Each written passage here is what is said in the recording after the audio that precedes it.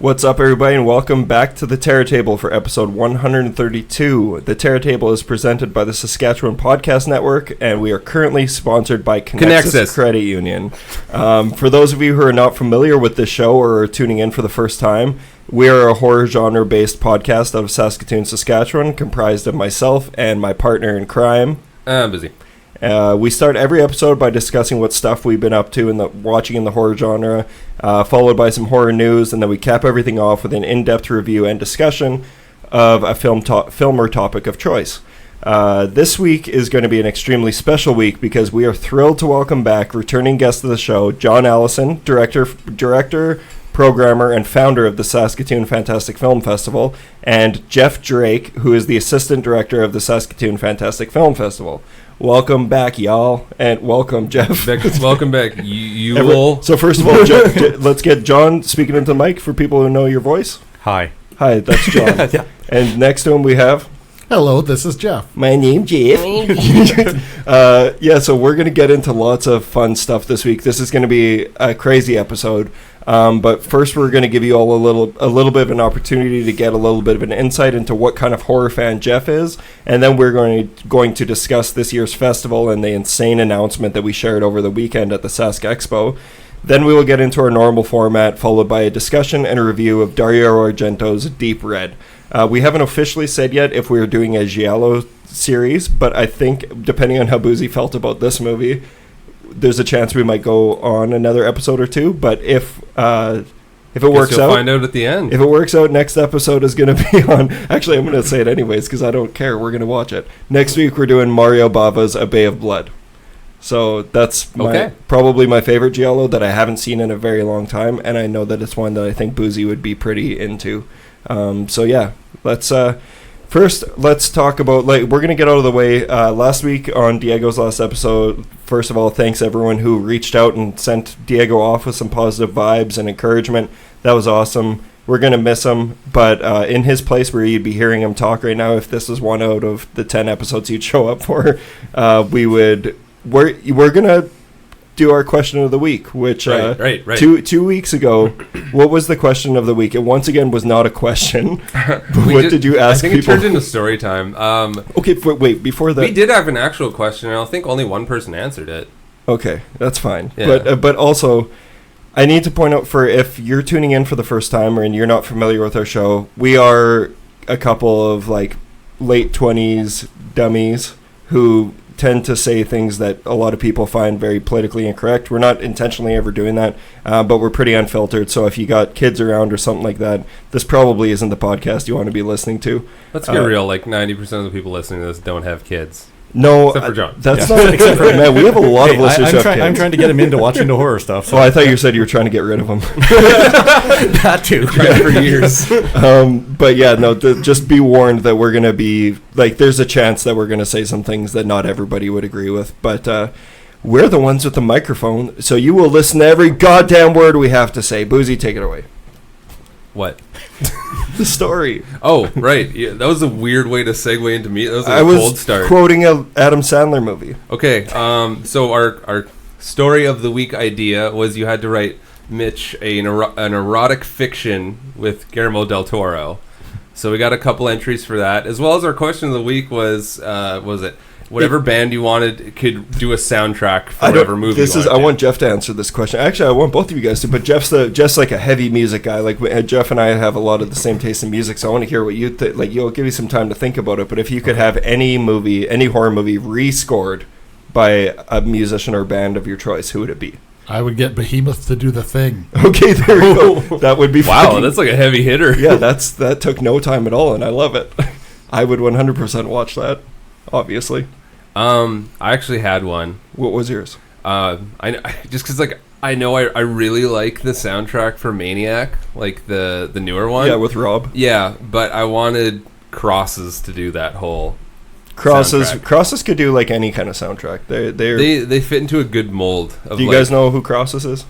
No. Singer of Deftones. Do you know? It's a lead singer of Deftones side project, and it's kind of like synth wave. Yeah, synth retro 80s kind of sound. It's good stuff. Yeah. Anyway, our first story is from Darcy, and he sent this in as a voice thing, so you're just going to have to listen along with us, and none of us have listened to this before. You haven't listened or read? Did you read the other one? Yeah, I read the other one, but I haven't listened to this one. So is everybody ready? Yeah. Ready. You got to sit quiet for a little bit. Hey, Teabaggers. So I thought this wouldn't get quite the emotional impact I was going for unless the author, me, read it. So, fun fact, I was already actually writing this when Mitch said on the podcast, Darcy will be all over this. So, Mitch, maybe... Okay, so we listened to Darcy's entire message, and we have decided that we're going to move this part of the show to next week when Jeff and John and their potential people who would listen don't have to sit through that because that was something. It was truly powerful. We're gonna save it for. We're gonna play them next episode when it's just Buzi and I. Just out of respect for everyone listening, if they're. I would love to see what my wife would say. I wouldn't. Yeah, she wouldn't allow us to come over anymore. Yeah, and I have nothing to do with that audio. Can John come out and play? John, it's dead. But yeah, so we're going to move on from that. But before that, we're going to quickly get go to the we'll also do yours so next week. We didn't expect Jeff to answer his question so quickly about the thing and being scored by Behemoth. So John, what would be the movie that you would want scored and by who? Yeah, so I was trying to think of it while listening, and I totally lost it during Darcy and that. But we all lost it during Darcy. Yeah, even Guillermo. I would pick someone like some R&B, blues, country type thing. Like No. You said R&B. I've been actually going on this big Southern Gothic music style kick lately. Just on you're going to Spotify. say you really like Usher. He's on my confession. Yeah, so there's a guy like Brother Dag. He does stuff for Quentin Tarantino and that, I think, and he's like been referenced by Tarantino and take something like Texas Chainsaw Massacre. That would be great. Yeah. Because Texas Chainsaw Massacre it has like such a subtle score. Yeah, like I love the idea of that whole like make it more Western, make it more bluesy and everything. And, no, that's a great answer. Did you share one? Or Yeah. do you still? Yeah, I did crosses. Sorry, I forgot about that already because I'm thinking about Guillermo again. No, and then I had said I'm going to stick with my initial one that I thought about off the top of my head. Henry, Portrait of a Serial Killer, scored by Dillinger Escape Plan. I like that. So, like but that. All right. So moving on from that, we're going to talk to Jeff a little bit because Jeff has not been on the show before. John's been on twice. You guys know about John, but we can do a brief recap of John as well. I do want to Okay. and I even showed you the list. John has some grievances he wants to share on air. Oh no! So John's first of all, thank you, John. I have a lot of things to thank you for today, but one of the things is that you've become an active listener. Yes. You listen every week. Yep. And we sometimes mention you, and we don't apparently get you all right.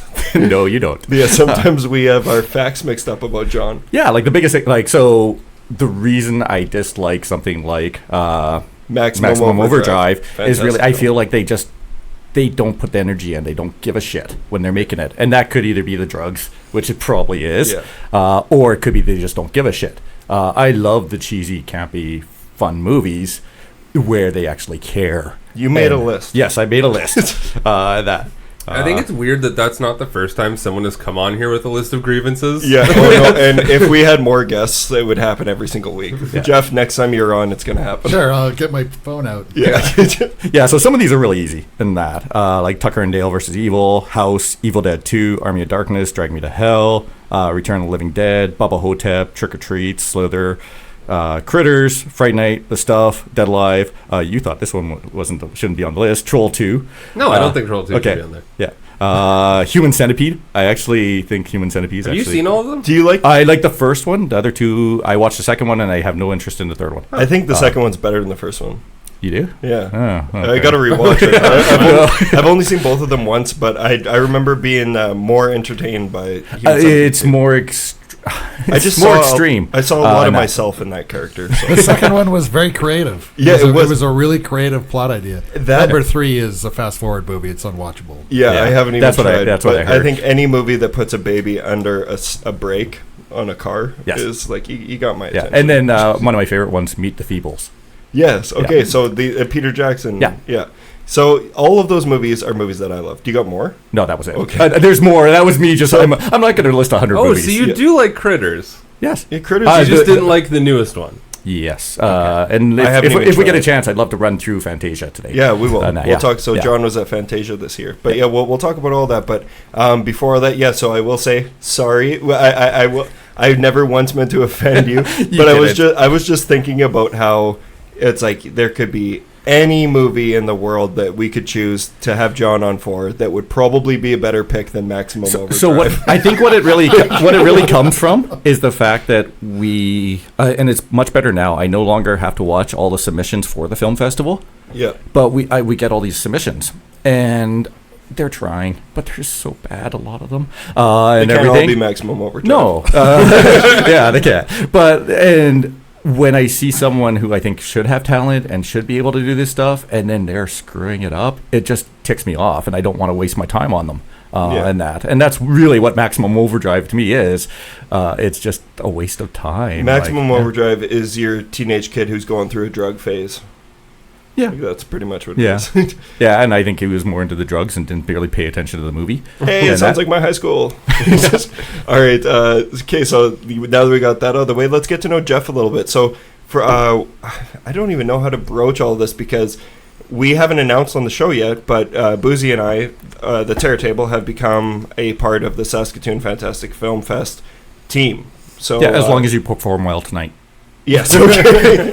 Well, but though, like John, like that connection came out of us inviting you on the show, and then we've just quickly become friends, and we hang out now. We do movie nights and stuff like that, and I think both Buzi and I talk to you almost on a daily basis. You're close to, and I hope you like the monkey story. Yeah, we can't talk about that on here, but we got questions for you. Yeah, I got it does kind of feel though like the things that hang on sharks that just live there for their whole lives. I feel like John. Yeah. No, not that. We're that. We're the things on there. Like John was just floating good. by. I thought you were gonna go the other way. No. You're a big shark that has like Film Fest on the side, and we're like, oh, it looks like a good place to hang out. Yeah, we're like the STD that you picked up. No, it's from Guillermo del Toro. So it's like it comes from a good place. Yeah, and it's really been for the past so many years. Most of my volunteers, other than people right at the festival, which are great, they're great volunteers, all live in Toronto or Montreal or somewhere else. All your programmers, my programmers. Are in Toronto. And so I've always wanted to actually have people involved and everything, and it just happened you three all wanted to. Yeah, which is very, very cool. Yeah, and I can't wait to pass off all the work. Well, we're having a blast with it already, and we couldn't have come in at a more eventful year. It's insane. But with this whole thing that happened, Jeff also came aboard. So Jeff was like when John was. I guess you can explain. John was looking for someone to help out, and Jeff was the first to step up. And Jeff has now become like a brother to us, bonded in blood. No, it's been kind of weird. Oh, you're speechless. I know. Are you circumcised? It's kind of weird. Are you circumcised? how well we all hit it off right off the bat. Oh, so, he doesn't want to answer it. Yeah, so John had posted that he was looking for, he had an application process, looking for volunteers for the festival this year, and he had a number of spots available. So I talked with him for a little bit and then went through the application process, and I was the successful candidate. I was also the only candidate. No, there was two people out of the three here who actually bothered to apply. Oh. And that? I was one of those people. I was one of the two successful candidates. I actually wrote this really nice thing, and I proofread it and dictated, made sure it was okay. I didn't write anything. I just said, yo, John, I'll do it. Let's do it, boy. And then I had to meet some other people that John works with, and there was a whole process that I went through before I was told I was a successful candidate. Yes. So there was that much stuff? It's been very satisfying so far. Yeah, that's good.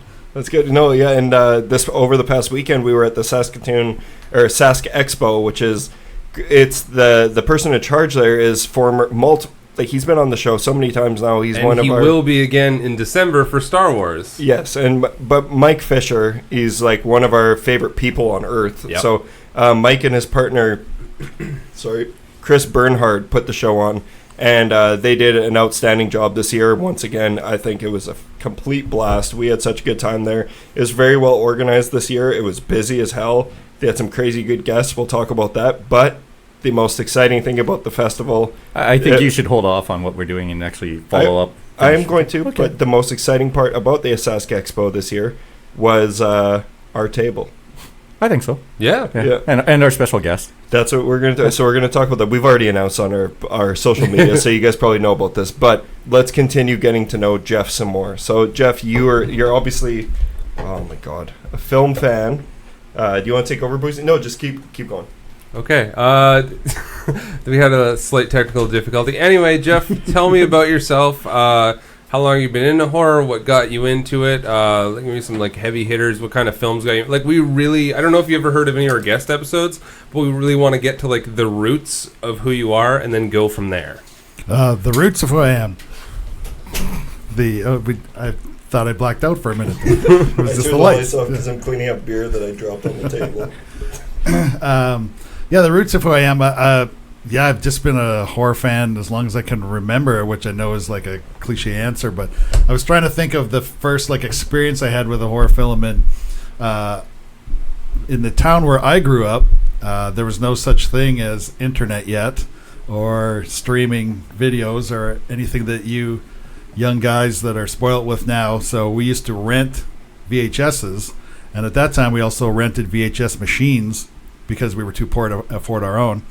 So, I've never heard of that. I grew up still renting VHSs. I never had to rent a player. It was just always there. That's really interesting to me. Yeah, Super Nintendo. So we're very close in age. Okay. On that. And I'm yep, that's the exact... No, I did not know that you could just, you had to do... That was a common thing for people. Do you remember Betamax?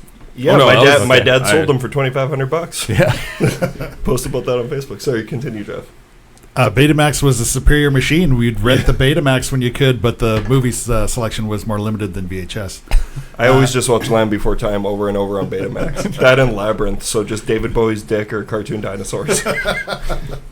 So Friday, at the end of the day, you would hustle to get to McLeod's to try to get one of the VHS machines because there was a limited amount. I grew up in a small town. So if you were lucky enough to be one of the families to get the VHS machine, then you could pick the movies. And so I have a brother and a sister, so we would take turns on the weekends picking movies. And I was, probably 12 or 13, and I would always look at the horror movies. You could pick up the boxes before you'd rent them, right? And was wanted to watch one, but thought was going to scare the shit out of me. So I would probably, usually put it back. Till one time it was my turn, and I got the courage up to rent Cujo. Yes. And so Cujo was probably the first horror movie experience. And then as a little kid sitting there watching it, at the end going, well, that didn't scare me at all, so now I got to amp it up. So next time it came around for me to pick, then I believe Creepshow was probably the next one that I picked. And then it just evolved from there until... you watch a Serbian film and and then you revert back to Cujo again. Okay, so you weren't scared by Cujo at the start. Was there any that you rented in those first couple years that you actually did get to you at all, or have you always kind of been you enjoy it but you're not scared by it? Yeah, I've always enjoyed it, but I don't think I was ever really scared. People would tell me oh, don't watch Texas Chainsaw Massacre because it's all so dark and it's just going to scare you, and movies that other people would say don't bother, and then of course that's the first movie I'd want to watch after that. Yeah. So after you watched it, and I was oh, it was good, I really enjoyed it, but I was never felt like I was in peril. Okay. And have you ever has there ever been a movie that's really gotten you at all? Or you just enjoy the experience of watching horror movies? I enjoy the experience of watching horror movies. There'll be times where I'm sitting at home alone and I'll be checking over my shoulder after I'm watching something really crazy. Okay, so it does get to you. Yeah, it can get to me, okay. but not I don't wake up in the middle of the night and have to go get a baseball bat or anything like that. Okay, yeah. Do you remember the last time you saw a movie? What's the latest horror film that you've seen that really wowed you? New or old, it can be anything. Probably the last one that comes to mind is probably Hereditary. Yeah. Okay. Yeah. That's a common answer here. Like, Yeah, It's a good one, though. and a couple of very shocking scenes in it where it's pretty rare that I spring up on my couch and go, "Holy shit!" But there was a couple times in that one that I did. Yeah. No, that movie was perfect at doing that. It kind of lulled you into a false sense of security, and then sprung stuff on that. And like, I find it hard to believe when people say that like it didn't surprise them, because that is such a surprise. Yeah, it's like shut the fuck up. There's no way that you saw that coming. So, okay, what avenue, do you have like a specific avenue of horror movies that you like? Like we always talk about, like, do people like found footage, or they like, like possession movies, or are there any kind of subgenres that you feel you're more attracted to? I think that changes. Okay. If I'll discover something like, stumble on High Tension. I remember finding that one and then going on a huge roll of how much like extreme French horror can I find. Okay, yeah. Or you get into like a Korean ghost kick and start searching that stuff out, old and new. So I wouldn't say I've got one that's specifically you kind of just like change with the seasons. The other. Yeah. I try not to follow the trends that much, but sometimes I follow the trends. So. Okay. Then I'll search other stuff out. Do you have a couple of like, what would be your favorites if you were to like encapsulate who you are and go like, this is what I am in terms of horror movies? Do you have like a couple that really stand out? Like, these are my favorites. This is what I can rest my head at night knowing that these are my choices. I know it's a tough one. Yeah. Well, to build on what John said, Texas Chainsaw Massacre has always been a favorite for me. Okay. Just ever since I saw it when I was a little kid. It's just, I don't know what it was about it, but it just captured just something that I think is still scary at this time. Just something, I think anything that could possibly happen, not to that level, but anything that's possible has always been a bit more scary to me than, say, like a ghost or sea something. monster. Yeah, okay. That's like the scariest side of humanity too, is Texas Chainsaw Massacre, and it's unbelievable how well it's held up. Yeah, like it's like almost like it gets better with age. Yeah, it's one of the few movies that you can. What do you think of the 2003 Texas Chainsaw? The remake. It was forgettable. Because I don't remember it right now, but I did see it. Okay. No, I think we recently both rewatched it. I watch that movie frequently. Yeah. I love it. I recently rewatched it, and I love that movie. It's a good one. It's not as good as the original, not by a long shot, but it's surprising how good that remake is. Oh, I did see it, but I can't recall it right Just now. give it a rewatch. It's nice because it's like quite different in tone, even but it's a ugly movie. Yeah, that's what I always like to ask people if they really like Texas Chainsaws. What do you think of that one? Because I think in terms of films that have come in that franchise, I feel like that one's the closest hitting to what the original was trying to do. Besides two. Two is a perfect movie. I struggle a bit with remakes on, what was the point? What are you trying to accomplish that the original didn't do, or is it just a cash grab? And I mean, sometimes it works and quite often doesn't. Okay. Anything other than Texas Chainsaw? Can you give me a couple? I know I'm putting you on the spot here. You mentioned The Thing today. There's a poster I'm staring at of The Thing, so maybe that was influential. You're right in front of him, like 3 feet away. Yeah. It Follows comes to mind because I just thought it was just so creative and amazing. My girlfriend is not a horror fan, but when I watch something that's like just so spectacular, I like sit down and you have to see this, and then she's like, meh. But that was one that I made her watch, so that's right up there. That's awesome. Yeah, that's so. Like we've said over the last couple of weeks of getting to know you, every day you show up with like a different shirt or something. We're like, oh, you're just us. You're like we're so much alike, and that's why your films of choice. That totally explains why we're all getting along so well so far. We'll see come festival time if I'm going to choke slam you. Yeah, it's really... I think you're going to choke slam me, it's if like anything. The whole horror, metal, wrestling trifecta going on. Honestly, here, it's where all the weirdos congregate. The amount of fucking metalhead horror movie wrestling nerds that I've met, it's like we're a template. We're like those scene kids, like the emo kids who want to be unique and different, but when you see them in a crowd, they all just look the exact same. Yeah, we all go to all the same events in the city, but we've never seen each other before. Yeah, that's the craziest part. But we're going to Periphery this weekend. We are so. Yes.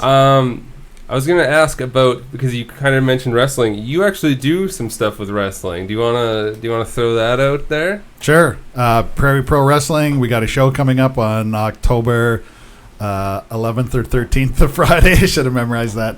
And I myself and a good friend of Buzi are the co-bookers for the show. So we put the show together. We come up with the matches and some of the storylines. And a good friend of yours. Oh, Brian Bailey.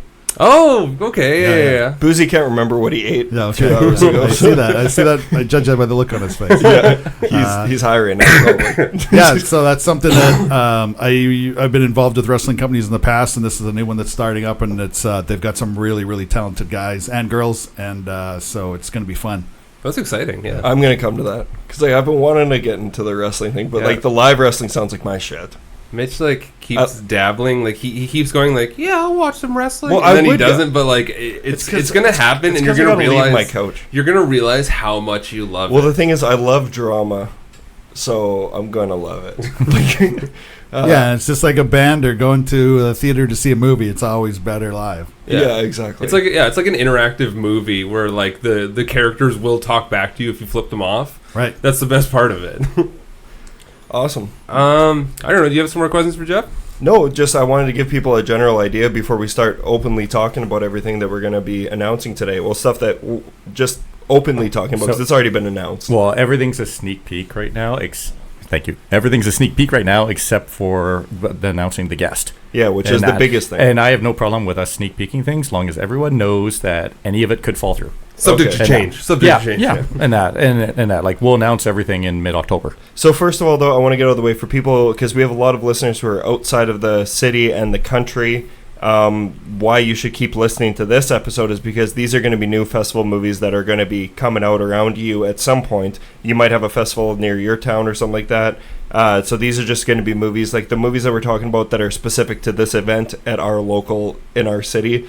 You should be still keeping an eye out, because there's going to be some really cool stuff coming out, and John has seen all of it, and he can tell you what to keep his... And we've really worked hard to... we're not on par size-wise with the big festivals. Yeah. We're on par quality-wise. 100%. That's always what I shoot for. Except for this year, this year we're actually above a bunch of the festivals. Okay, yeah, so I'll just get out of the way right away. When we came aboard, I'm not going to lie, when John mentioned to me that he was going to try and get Joe Dante, I said, bull honky. There's no fucking way that'll happen. There's no way. Yeah, I'm still kind of... I didn't say John happening. Said, don't call me a honky. Yeah.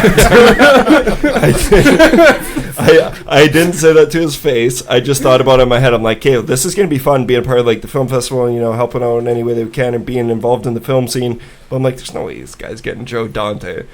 So John got Joe Dante. We've built a good... over the 10 years, we've worked really hard to build that, not relationship with Joe Dante, which would be very cool if we did. 10-year con. I've been working for 29 years to have a relationship with Joe Dante, but it's using the force. Long con. But it's been really that, we try to have that really good relationship with all the festivals, all the people out there, and we all work as a group. We all talk to each other. We can all, Calgary Horror Con I met the guy who runs it, Dan Doherty, 9 years ago, and we've been in touch a little bit on and off, and He's been a lot of help this year. Hey? Yeah, this year, and it was because of him we were able to actually... Yeah, he's kind of the unsung hero in a lot of this. Yeah, and it's really also cool he's going to be coming out. Can we mention the fact that we have two guests, not just... Yes, actually, that's very important. It's not just Joe Dante, it's Belinda Belaski's coming. Yes. So she's... the other camp counselor in Piranha. She's the other producer on the news for in The Howling. She's the mother in both Gremlins movies, even though it's different mother. Yeah, she's a different mother in Matinee though too. As well. She's a mother in Matinee. She's a mother in Matinee. Yeah. She's been in a dozen movies with Joe. Yeah, and that was one I we didn't pick Small Soldiers to show, but it's one that I'm like, I still want to. And we have both of them coming out and everything, and they're going to be there all day. She also did an episode of SWAT. I looked through her film. She's done a bunch of TV. Yeah, she's done a ton of TV. Yeah. Was Simon and Simon on there too? I think maybe. I was trying to remember. I think she did 2 episodes of Baywatch as different characters. That's right. Yeah.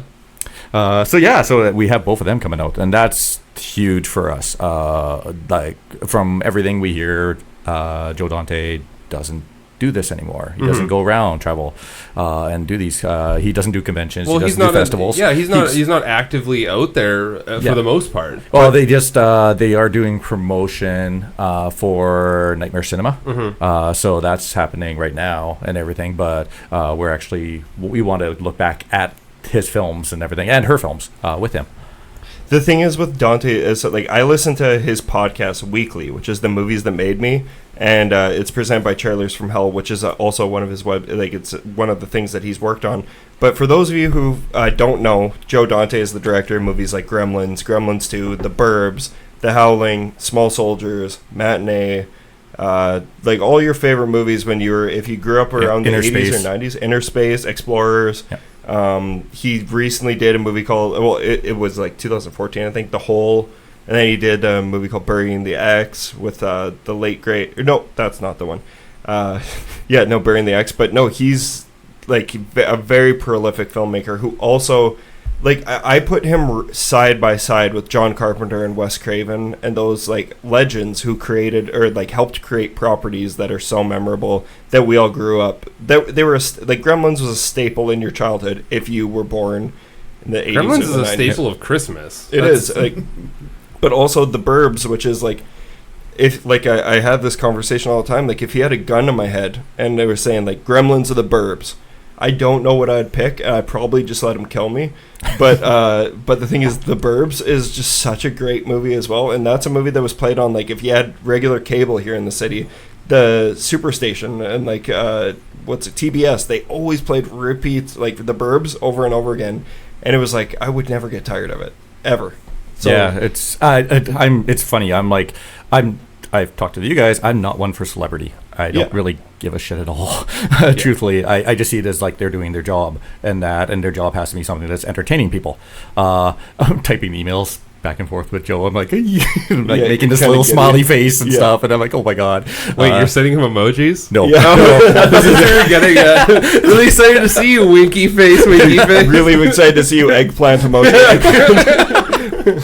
No, that's back to the other story with RC and everything. So, but yeah, no, I'm kind of still shocked. If you're a film fan, and you live in Saskatoon, this is gonna be the event of the decade. Like, actually, like, this guy, if you listen to, I highly encourage people to check out The Movies That Made Me, because it'll just give you a slight insight into knowing how Joe Dante probably knows more about film and film history than anyone you can find who will put a mic in front of themselves. Like, it's incredible what he's like a historian.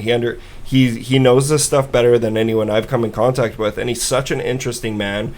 And I compare him to John Carpenter and like Wes Craven and everything, but I would choose meeting Joe Dante over John Carpenter because I know that Joe Dante is a complete gem. Like, he's such a swell guy. Like, he's such a nice guy. That's what I heard, and he's chatting on email so far has been really great. And like, I love Carpenter, and I'm like, I wouldn't want him to be fake and pretend to like me. I would want him to be his grouchy self, but it'd be a much better experience if you genuinely wanted to talk to Joe Dante, who's like genuinely excited to be here, and which I don't know yet, but hopefully it seems that's what I'm getting. Hopefully he knows to bring a jacket. Yeah, did you warn him? It gets cold here. We've been talking about flights, and one of the comments was like flying into Canada in winter. Basically, I'm like, no, you'll be okay. There's not going to be. It gets pretty cold around that time. Yeah, actually, now that I've said that, oh no, it'll be totally fine, and going through Calgary, you'll be totally fine. I'm like, yeah, we're gonna have a blizzard. Yeah, and it's gonna be fucking cold. Yeah, but no, I've already, like, what the plan right now is, like, we're locking in Gremlins, we're locking in The Burbs, we're locking in Howling. We're also looking at doing the Joe Dante directed pieces. There's 5 of them from Amazon Women on the Moon. And that they said that they're there for a Q&A intro for all the movies and that, and they also said they'd be available to the audience. So this is like, we're not a convention. Yeah. We're not doing, here's your signing table, here's like that. We're not making it's a film festival. Yeah, it's a film, like, come celebrate their films and enjoy watching them with them. a guy our friend Seb Dario, who created the logo for the Terror Table, and he helps us out with a lot of our art and social media stuff like that. He's been one of my best friends for the last 7 or 8 years, and I've never met him before because he lives in Moncton, New Brunswick. So for those of you who don't know, that's very far away from here, pretty much the polar opposite side of Canada. Seb is flying in from New Brunswick to come to this because, like, Joe Dante's his religion, and he loves him so much. And I'm like, this is what it took for me to get Seb to come visit here. Him and I talk every single day, but yeah. Yeah, it's... There's going to be people doing that. I think so. There's going to be more people than you think who are going to come, whether it's from somewhere in this province or from another province. I'm trying to do what I felt we did with the cartoon party that we ran, where it was like, oh yeah, there'll be people out and stuff like that. It's like, no, we better be prepared for people being out and that. And that's not a pretty big event, because Joe Dante doesn't do this stuff all the time. Nope. So it's crazy. Oh man, it's going to be awesome. So I guess with all that being said, thank you for bringing. I can speak for myself and Buzi. I think Jeff can thank him. Say thank you, John. Thank you, John. This has been it. Hey, it's you guys don't have to thank me. If you guys put in work, I am more than happy to have people on board. This has been a lot of fun so far. And before we get on to the film festival stuff, because I want to we got so much to cover today. I just want to quickly also announce another cool thing. This is something that we haven't officially announced yet. Yeah, this I think is. I think we're announcing that it will happen, but there's a chance the movie will change. Yeah, and if I know what you're going to announce. Yes. Okay. But as of right now, so another part of the thing that Buzi and I are working on with the Sask Film Fest and John is that if you are familiar or if you're from Saskatoon, you know that the Saskatoon Fantastic Film Festival used to be called Dark Bridges, the Dark Bridges Film Festival. And I've always loved that name. I missed it so much. Yep. It's such a cool name. I love it. And also it was synonymous with horror. And I know that that's why you branched off into something else, is you wanted to be able to show other things too and not scare people away. You were a rock band, and then you're like, we need to sell it and do the pop thing. We're Dylan going electric for a little bit. But Dark Bridges is back. Yeah. And it's going to be with the Terror Table. The Terror Table and the Dark Bridges will be together. We're kind of smooching, holding hands. We're going steady. We're going basically. Steady. We're like any of those companies where exclusive though at this point. Well, we're not Facebook exclusive. Okay. We're like one of those companies where it's like something dash something something. You know what I mean? I put in my MSN status today, I put a flower and a heart beside Dark Bridges. That's what I did. But no, this is so. Yeah, we're working on a lot of things that are completely horror centric with the city and things that we can do to help boost our scene here and get people out to go see some cool movies that we love, or just get people talking about horror movies and get excited about horror movies and have a place to geek out. I think I'd kind of mentioned it to you before. Maybe it didn't have the impact I was going for, but like the idea for this is eventually is that like the podcast is going to be more than just a podcast. Yeah. And I think that's something that's very important for us, not just for like some sort of self reasons, but just for like this will help the scene grow, the film scene in Saskatoon. And I think there is an underappreciation for horror in the city that probably there's a decent amount of people that would enjoy the sort of things that would be happening. I think that even there might not even be an underappreciation. It's just that we don't have anything really doing it right now. Yeah, and we're going to try nothing drawing all the people together. But there is one group that's putting on Night of the Living Dead at the Broadway Theater. I just saw that today, and I can't wait for that. It's the day before Halloween, so I'm looking forward to that. But no, we just want to help out. We want to get people excited and do some fun things. I think you should actually say what we're doing in October. October 24th at the Broadway Theater, Dark Bridges and the Terror Table are presenting John Carpenter's Halloween. So this is a movie that obviously it's an obvious choice. What a fitting way for the first thing to be. Yeah, it was fun. So like with film programming, it's so easy to, and I've done it, and that's one of the reasons why we're more back on the horror side of things, because we actually, I am very art house in that. So there was this move to be away, and I started programming all this stuff, like, oh, this is cool, this story, this thing, and that, and our audience kind of went down a little bit. I was hoping to draw a new crowd, but when I told Scott, the programmer at the Broadway, what you guys wanted to show, he's like, yes, cool. You guys, it was like, oh, are you guys going to be those horror nerds who pick come something in that no one wants to see, and no one knows about, and it's not going to draw a crowd out? I'm all for us doing that eventually. But we build a crowd, and then you get people in. You like, this is the cool stuff. You see this, and then here's the really cool shit that you have for to sure. see. And that's what we're going to do. But also, like Buzi and I have made it pretty clear that we're not above the classics. Yeah, like we know what we love, and like the thing is, I for one have never seen Halloween on a big screen, so I can't wait for it. It's one of my favorite movies. I know it's one of Buzi's religions now. Yeah, and we're really excited. It's an obvious choice that we're going to go with that, but we're hoping to show. We still got to iron out some details, but obviously if we can do the 4K thing, we're going to do the 4K thing. Yep. But it's going to be an exciting event, and we're going to find another way for the Tear Table to do something fun there. Whether I don't know if it's going to be a live show because we don't. I don't know. We're not great. Well, no, but also it's just like, what the fuck would we do in front of it? It's like, fuck that. I feel so bad for people who didn't know who we were. Reenactments of Darcy's story. No. Will you play Guillermo? Okay. All right, so yeah, that's going to be amazing. And also, if this goes well, we already have our next one planned, which is going to be around Christmas time. So you can probably get some guesses together as to I think after that we have to move into something. Then it's going to be we're going to do some fucking weird shit. Well, or something different, or do like a double feature or something. Yeah. I'd like to do stuff that I know, because I have so many friends who will come to this who don't like horror movies, but they like me enough for a weird reason that they'll sit through these. Like, I made a bunch of friends sit through Sleepaway Camp recently, so like that was a fun time. But like, I want those are true friends. Yeah, but it's like they had a good time though. I was like, you guys don't need to be passionate about the shit, but tell me this isn't entertaining. Like this, like you guys had fun, and we all had fun, and I want to do that for the city here. No, but I think that is something fun that hasn't entirely been cornered here, because even going back a little while ago, Broadway put on Alien. I'm not sure who exactly amongst. Yeah, but it's just the idea of like people want to go out and see a lot of these classic horror movies that they never got an opportunity, obviously, to see. Most of us weren't around when these movies were first put out. So it is a lot exciting for a lot of people to go and see these things on the big screen. There's certain movies that are like foolproof, that like they have a fan base that it doesn't matter how many times they've seen it, or even if they've seen it on a big screen, they will go to it. Look at The Big Lebowski. How many times do they show The Big Lebowski at that theater? How many times I've gone to see Jurassic Park? I know what's going to happen. Jurassic Park, Room, like for me, Halloween, The Thing. Well, that's the same. If Halloween does fall Freddy through, got fingered. Any money, we fall back to something like Evil Dead.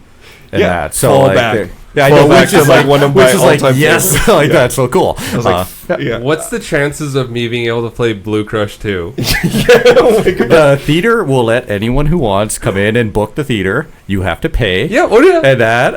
If I'm the only one who's there, it's worth the price of admission. We could do a Blue Crush 2 screening. Yeah, you can. And that, you can. Like, you would have to pay the screening fee, and you would have to pay the rental for the theater. Money well spent. You and your one friend, maybe, would have a really good time. I just want everyone to know that my birthday is March 2nd, and that's what I want for my birthday. Is Blue Crush in the theater? Oh, you're easy you're an easy date. Jesus.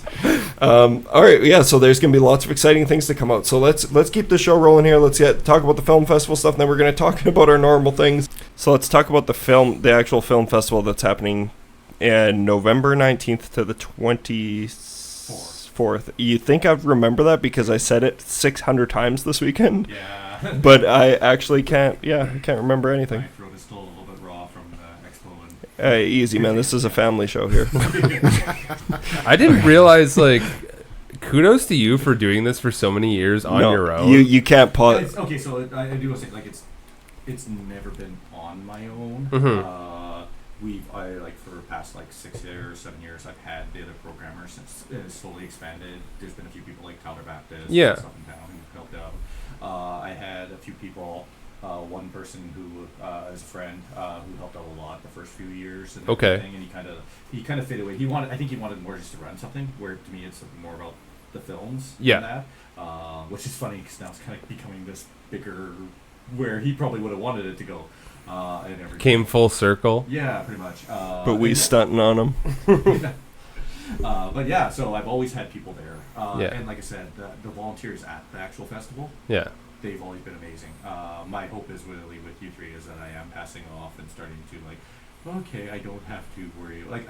Until we actually, unless one of you is an artist, someone still has to make posters. So you're like Bilbo Baggins when he decides that he just wants to go on an adventure and die. Whereas you guys, except for I keep picking more adventures, and it just keeps going. And I get deeper and deeper down a hole. The story's going to continue, but I'm just going to fuck off over here. No, but it is like that was. I don't know how you guys felt, but like after both those days, I felt tired. I felt very tired, and you're not doing anything. And that's like, nothing compared to what John does. Yeah, no, and like it's not huge what we're doing. Like we're literally just pitching stuff at strangers, helping, but like it is kind of taxing. It's I do get hurt, but I also try to balance it out. I also go in waves where I just sit there and fuck it, I'm going to play video games for like a week straight, and then after I'm like, oh damn. Either way, you're the dude who's been keeping this alive for so long in our city, and you haven't faltered, and that's been extremely inspirational to watch, and now it's really cool to be a part of it.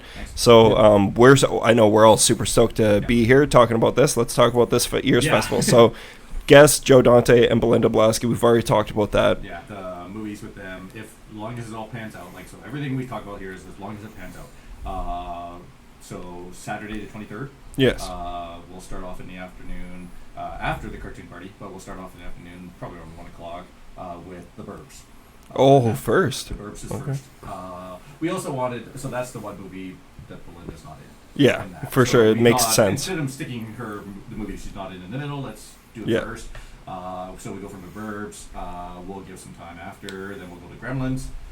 Late afternoon, and then after supper, we'll go into the Howling, and that one really makes sense because it's the evening one. So let's do do the horror type thing and stuff in the evening. And in front of the Howling, that's where we'll fit in the 20 minutes of Amazon Women on the Moon. That's going to be so awesome. Yeah. This is going to be the best ever. I'm already super excited. I can't wait. So excited. Yeah, and then she's the rest of the stuff. So we've been announcing that we're doing Drunken Cinema, which is Serena Whitney. She's a friend from out in Toronto. She's been running this in Toronto, Montreal. She's done it down at the Ithaca Fantastic Film Festival. It's basically a drinking party game. It's not come drink and watch a movie. It's an actual game, and there's competing teams. She creates custom cards. We're gonna have them all printed up, and that's to Nightmare on Elm Street. Okay, so sorry to once again make this about me, but it's insane that we're playing a Nightmare on Elm Street and that isn't the number one thing that I'm excited about, because that's like one of my favorite movies of all time, and I'm so excited to see it in the theater, and I can't fucking wait for that. This weekend is just going to be ridiculous. Yeah, and hopefully you're also going to enjoy the drinking game part of it, because I don't think anyone who wants to come and watch this movie and experience the movie as the movie is really meant to be experienced, like scary. Yeah. No, this is going to be fun. But also, I think for all my Nightmare fans out there, like, we know that movie off the back, like, it's like the back of our hand. It's like a movie that, like, you put on constantly. So it's like, this is a perfect movie to do this for, because, like, you know this movie.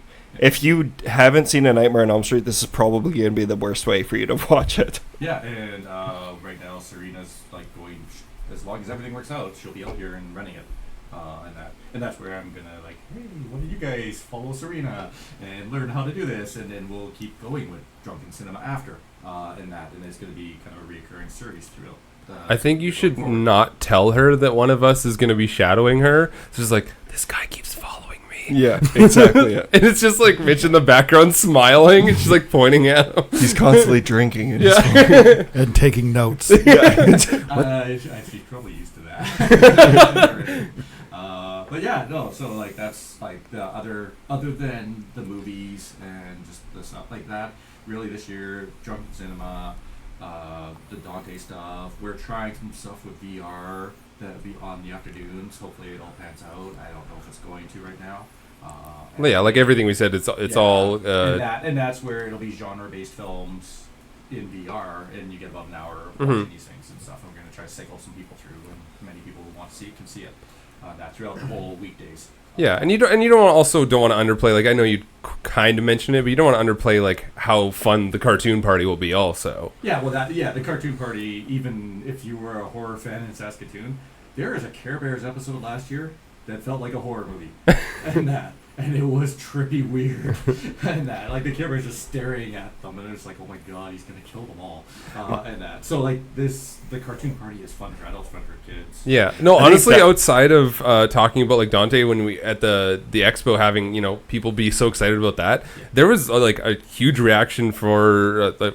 from what I experienced, is people were really excited about the cartoon party. I feel like for most people, the cartoon party is bigger than Dante. Yes. Yeah. Like the cartoon party is going to be crazy. It's been fun with when we are talking about Dante and telling people, and I've been kind of going around work and places where I know we pretty much have him and that at that point, and I'm like, oh hey, so who's Joe Dante? Do you know? And it's either no clue, or it's like, oh my god, yeah, he's amazing. And that, because it's the people who either follow films and that, it's one or the other, yeah. And that, but then as soon as you say, oh yeah, he's the director of Gremlins, oh okay. Yeah. And that, so and then we're looking at what I think 18 or so other feature films, a short film block. The feature films that we're sneak peeking right now. I have to think on this because they should. Daniel isn't real. Thank you. Come to Daddy. Come to Daddy. Greener Grass. That's the smiley one, yeah. Extraordinary. And Extraordinary. So in there we got really good horror that takes some really interesting turns. Which is that one? Daniel Isn't Real. Okay, so that's Adam Egypt Mortimer directed it. He was on the latest episode of Shockwaves. If you're a person who listens to lots of horror podcasts, continue. Sorry. Yeah, and Patrick Schwarzenegger, Arnold Schwarzenegger's kid. The one that we know about. Yeah. That's always fun. In telling everyone about that movie, that's always the thing. They're like, oh, okay. Yeah. And that is like, matters. And then Come to Daddy is a very dark, nasty horror, or black comedy with Elijah Wood, Stephen McHattie, all about a young guy who returns to his father, who lives in a cabin after years of never really even meeting him, other than when he was like a little baby. And bad shit happens between Stephen McHattie and Elijah Woods. And it's total blast. Dad stuff. Yeah, in very nasty, bloody, violent ways. Perfect. And that Greener Grass is, we played this short film back in 2016. And it's all about suburbia, families competing with each other, and that jealousy between the mothers and two families. But it's very trippy, very surreal. In the short film, which is part of the feature film, there's like a scene where they're at the soccer game, and you have this mom who is holding the baby. The other mom's like, oh, I wish I had a baby. And the mom's like, oh, well, here, do you want here, you can have the baby. And gives her the baby, and gives her the baby. Like, and it's like, and then of course right away, some people pay top dollar for that. Yeah, but then she's now jealous of the other mom because that mom has the baby and everything, and she wants it back. And the other mom's like, no, that wouldn't be right. Is this a movie about stem cells? Is that a movie where kids turn into dogs? Animorphs. Everyone wears braces when husbands and wives come to kiss each other. They realize they're kissing the wrong husband. See, I was wondering where the braces thing would come in. Yeah, okay. Oh, it's a John Waters type movie, Saturday Night Live style. Okay. Bizarre, weird comedy, and that. And then the last one is already gone from my head again, and it was Extraordinary. Which we should let Jeff take this one. Yeah, you really like this one. Jeff knows about this. Yeah. Yeah, I really like this one. It's an Irish movie. It's a comedy horror.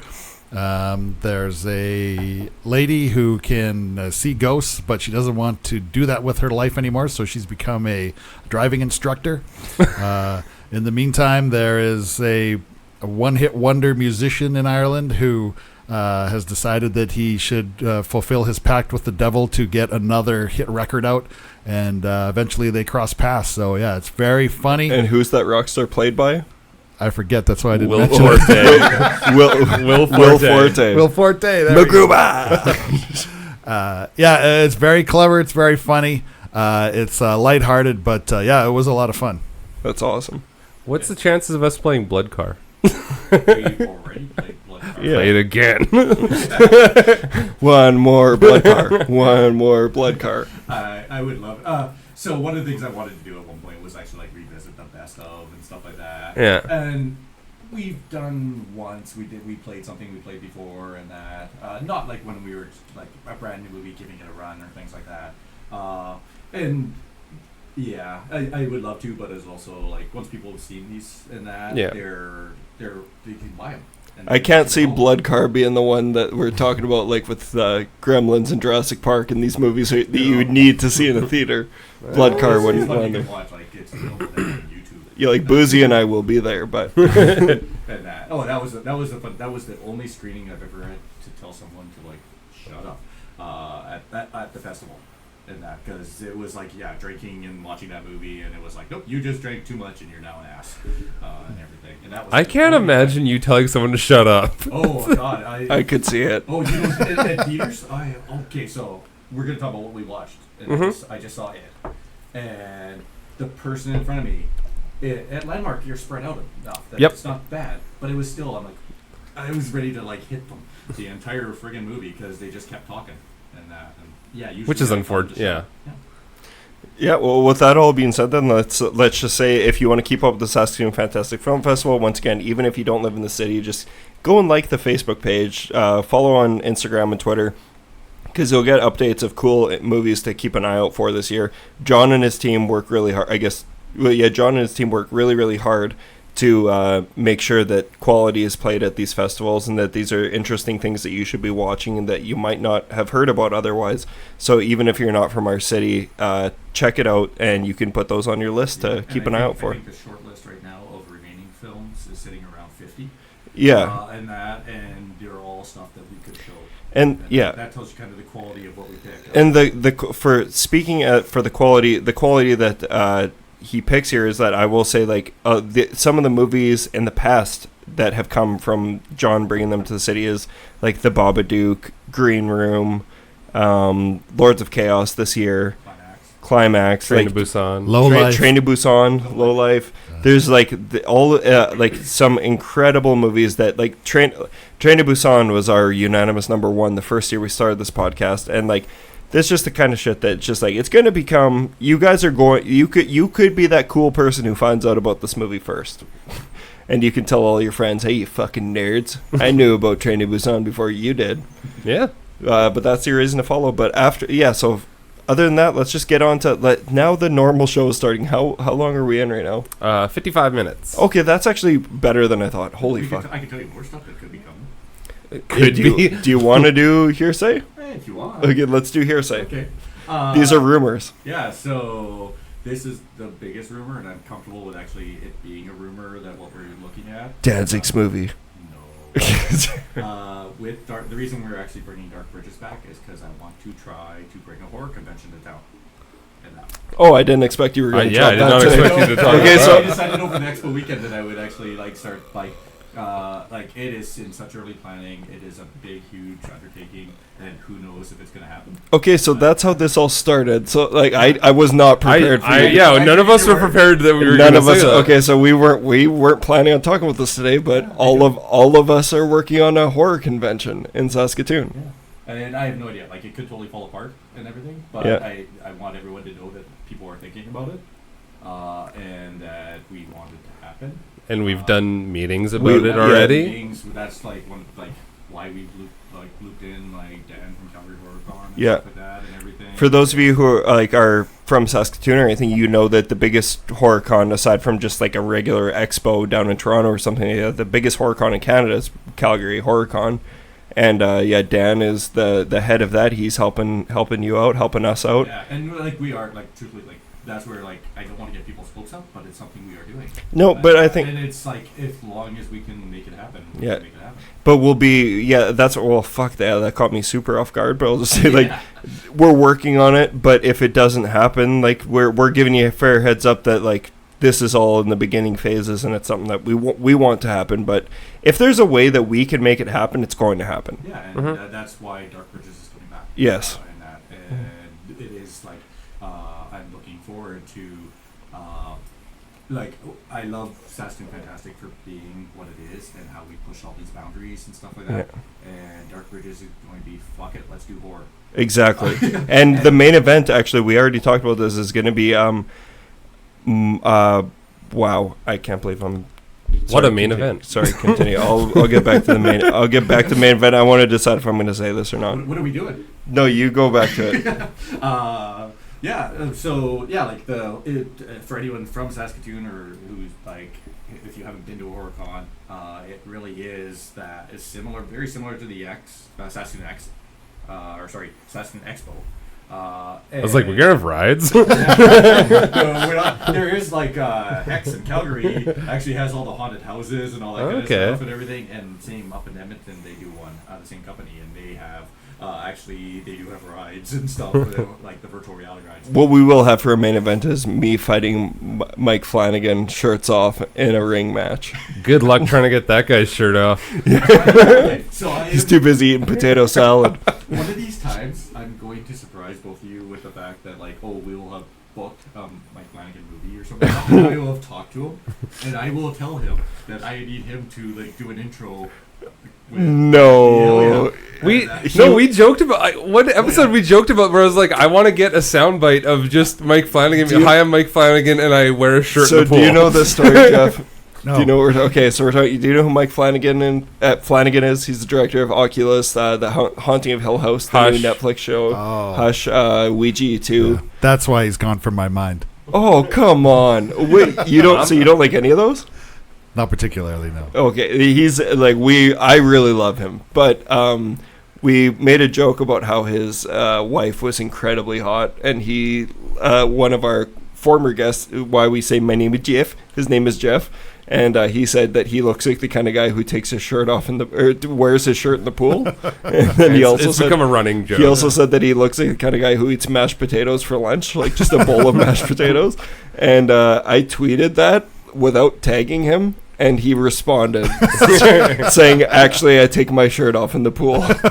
It's just like, this is a guy who I praise every single week, and then I say one bad thing, and that's where he knows me from. Because I know eventually we will want to show one of his movies. Oh, yeah, he's doing the sequel to The Shining. Yeah. One that we can actually exactly. It is in full mainstream cinema. And that. But yeah, like for the expo stuff, what it really, for the convention thing, it is that bringing in the classic horror people.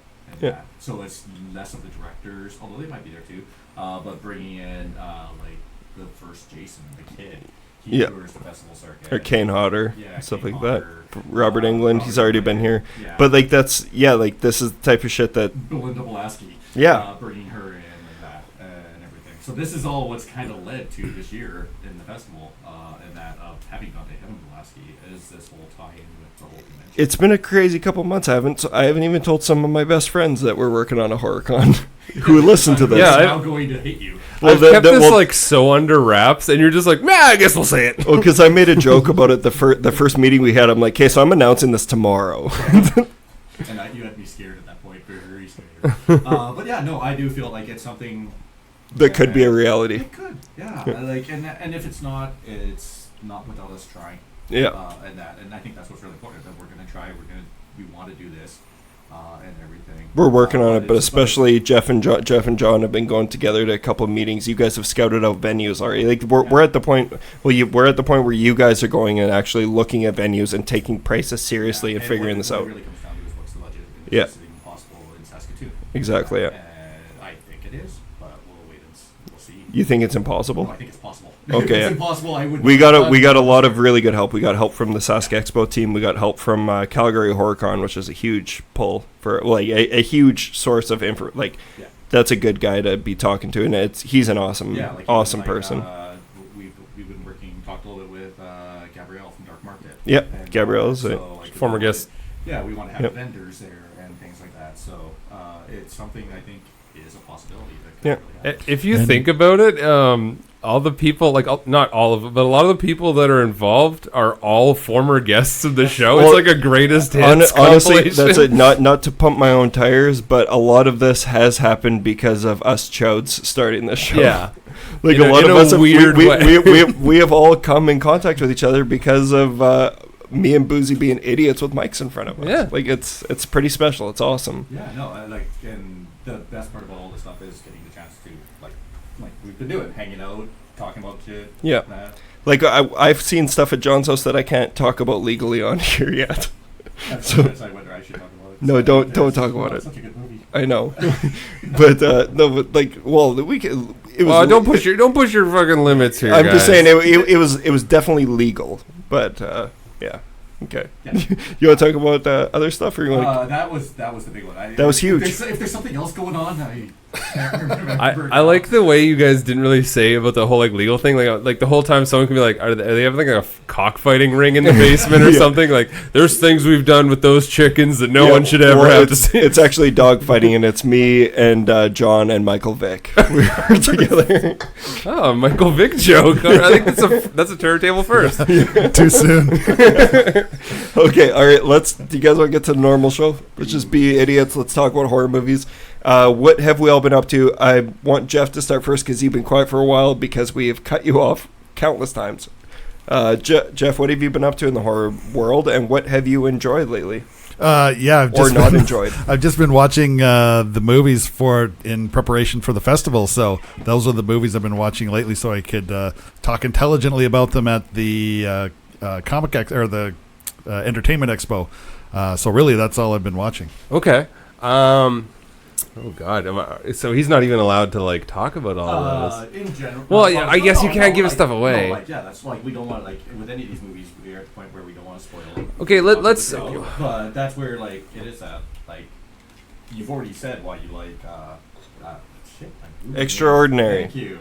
Apparently, it's not extraordinary to John. It's an amazing movie. It's I know. My favorite for the festival. Yeah. I'm just shitty with names. I can't wait for that. Do you have anything outside of those films that you've watched? You don't have. It doesn't have to be like within this last week. Even like shit that's we already kind of did that with you said Hereditary, but like let's just pull. What's the first thing that comes to your mind when you think about a horror movie that you watched recently? Deep Red. Okay. All right. Okay, we're really going to prod you. Yeah, let's move on. Let's go. Do you want to go to John next? You have nothing else. Like this last year, have you seen like I don't know? Have you seen Midsommar? Have you seen Child's Play? Have you seen like any of the things that came out this year that we can talk about? Yes, I've seen lots of things this year, but okay. I'm not recalling anything. Nothing you want to write home about? Let's let John take over. And if you think of something, you can talk about it. But John, do you want to go? Sure. Oh, you have a list of. Yeah. Oh, John's got a list. Yeah, Everyone's that's what I stressing. should do. I'm spoiled because I've been here before, so I know kind of what's coming. Yeah. And everything. But it also helped that the last time I was here was before Fantasia, and now I'm after Fantasia. Yeah. And that. Are you the person who's been on the show the most now? Am I? No. He's at 3. No. Well, not if you include Courtney doesn't count. Courtney and Tara. Yeah. Him and Mike are. Mike, yeah. Maybe, okay. Yeah. Anyway. Maybe Jeff though. Jeff too. Jeff Thiessen. Right. He's been on quite a bit. I haven't heard one of them on yet.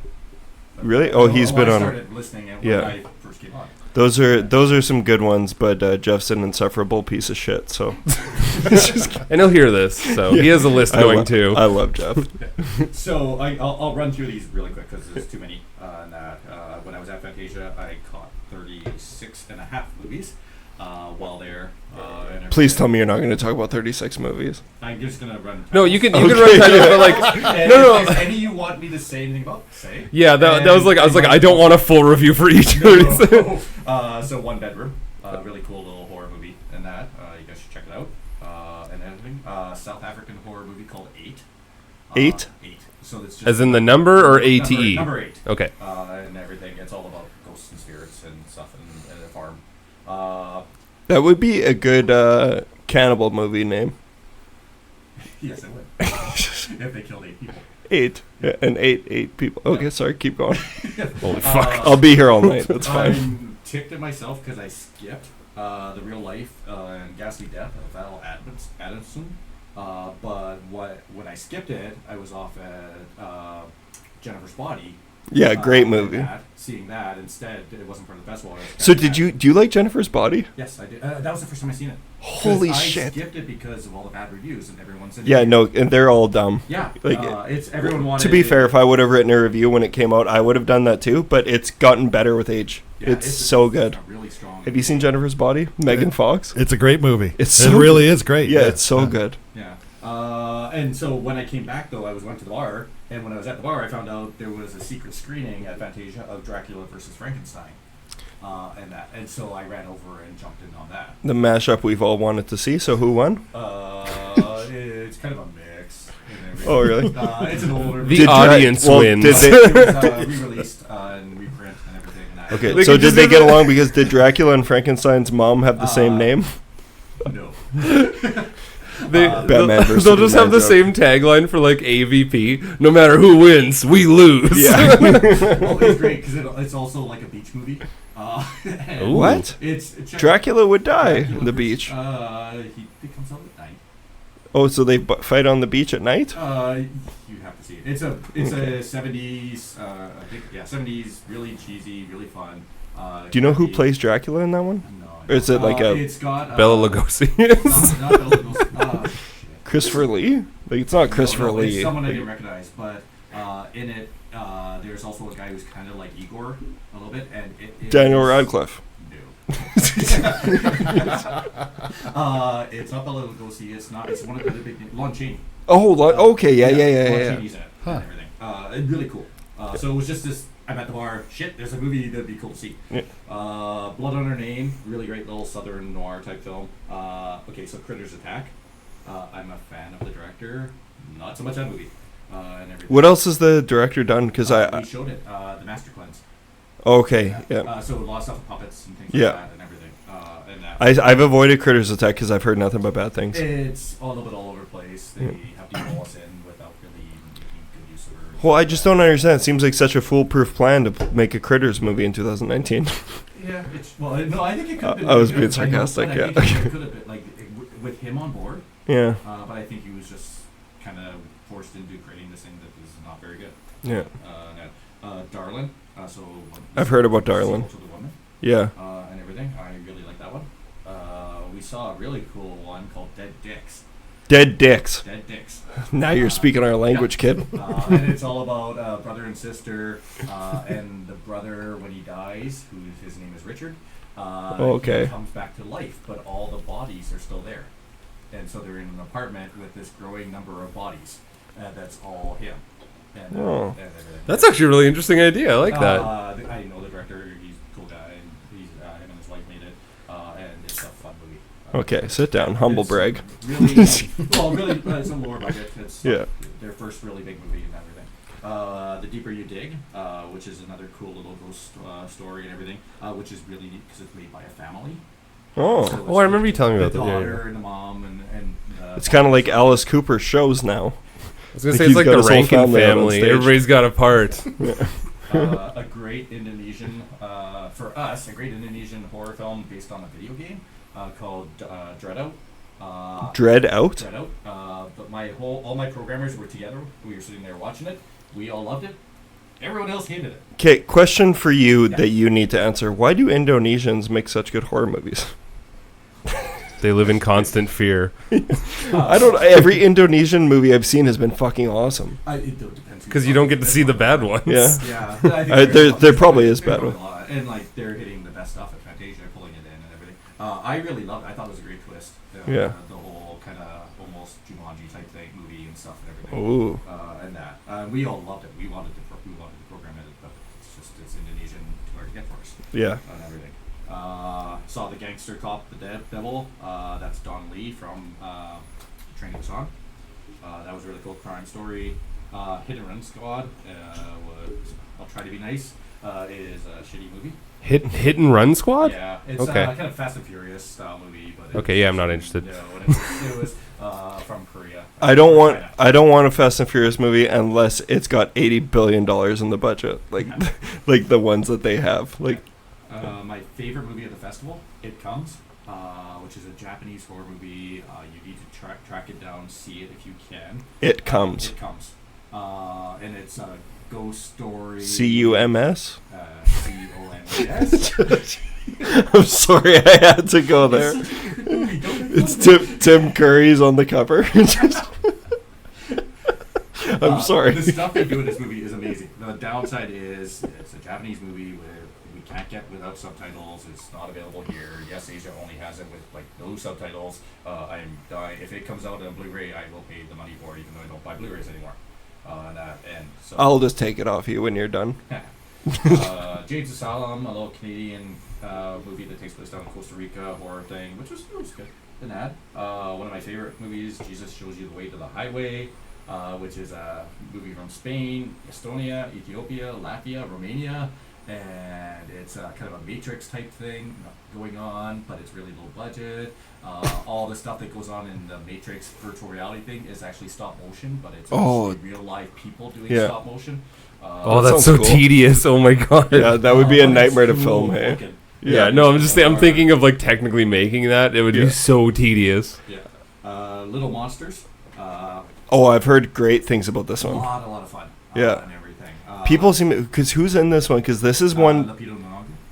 From us, and there's someone else in it too that like people are saying, oh yeah, Josh Gad. Actually, I didn't recognize him, but who is he? Okay, so he has done nothing but filth up until this point. Like he's become like a joke. He's a character actually. Because he's like a joke. He was in the Beauty and the Beast remake. He's the one who is obsessed with Guston or whatever. He's in Pixels. That guy. Oh no! So the Adam Sandler was trying to make him. Yeah, it fits him too. Yeah. There's also the main guy. Yeah. Is also kind of a jerk.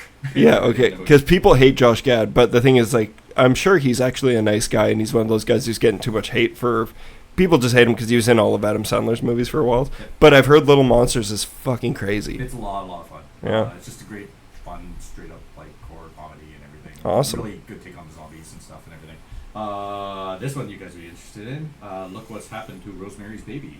That's one I'm interested in, but Buzi is that giant fucking idiot who has still never seen Rosemary's Baby. True. So I was terrible. I was watching it right before the movie too because I had never got around to see it.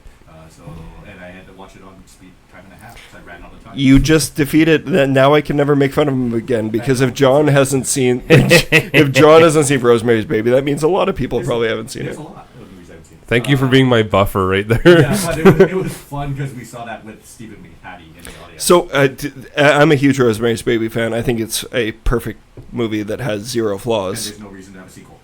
So it's bad. There's no reason. It's terrible. But it's fun, terrible. Of course. And everything. They tried doing a TV show. Knock on like Maximum Overdrive. This is kind of the same thing, except for it's messed up, fucked up enough. I don't ever want to hear something with Rosemary's Baby compared to Maximum Overdrive. After the movie, Stephen McHattie got up and he's like, "Yeah, you probably all have a lot of fucking questions." So is it one of those things that maybe the studio cut it up? No, they just should never made it. Yeah. It was like someone bought the rights to make the sequel. I can tell you I have zero interest in seeing a sequel to Rosemary's Baby. It's worth it just for the history and for how messed up and like what the hell type thing. Because it's like once he's older, and Stephen McHattie is Rosemary's Baby. Oh boy. And that. So it's just it's bizarre. There's Master Z, Ip Man Legacy, so martial arts. Ip Man, they're still making those? Is that the fourth one or fifth? 18th or holy shit! I lost track at 3 because that's as high as I can count.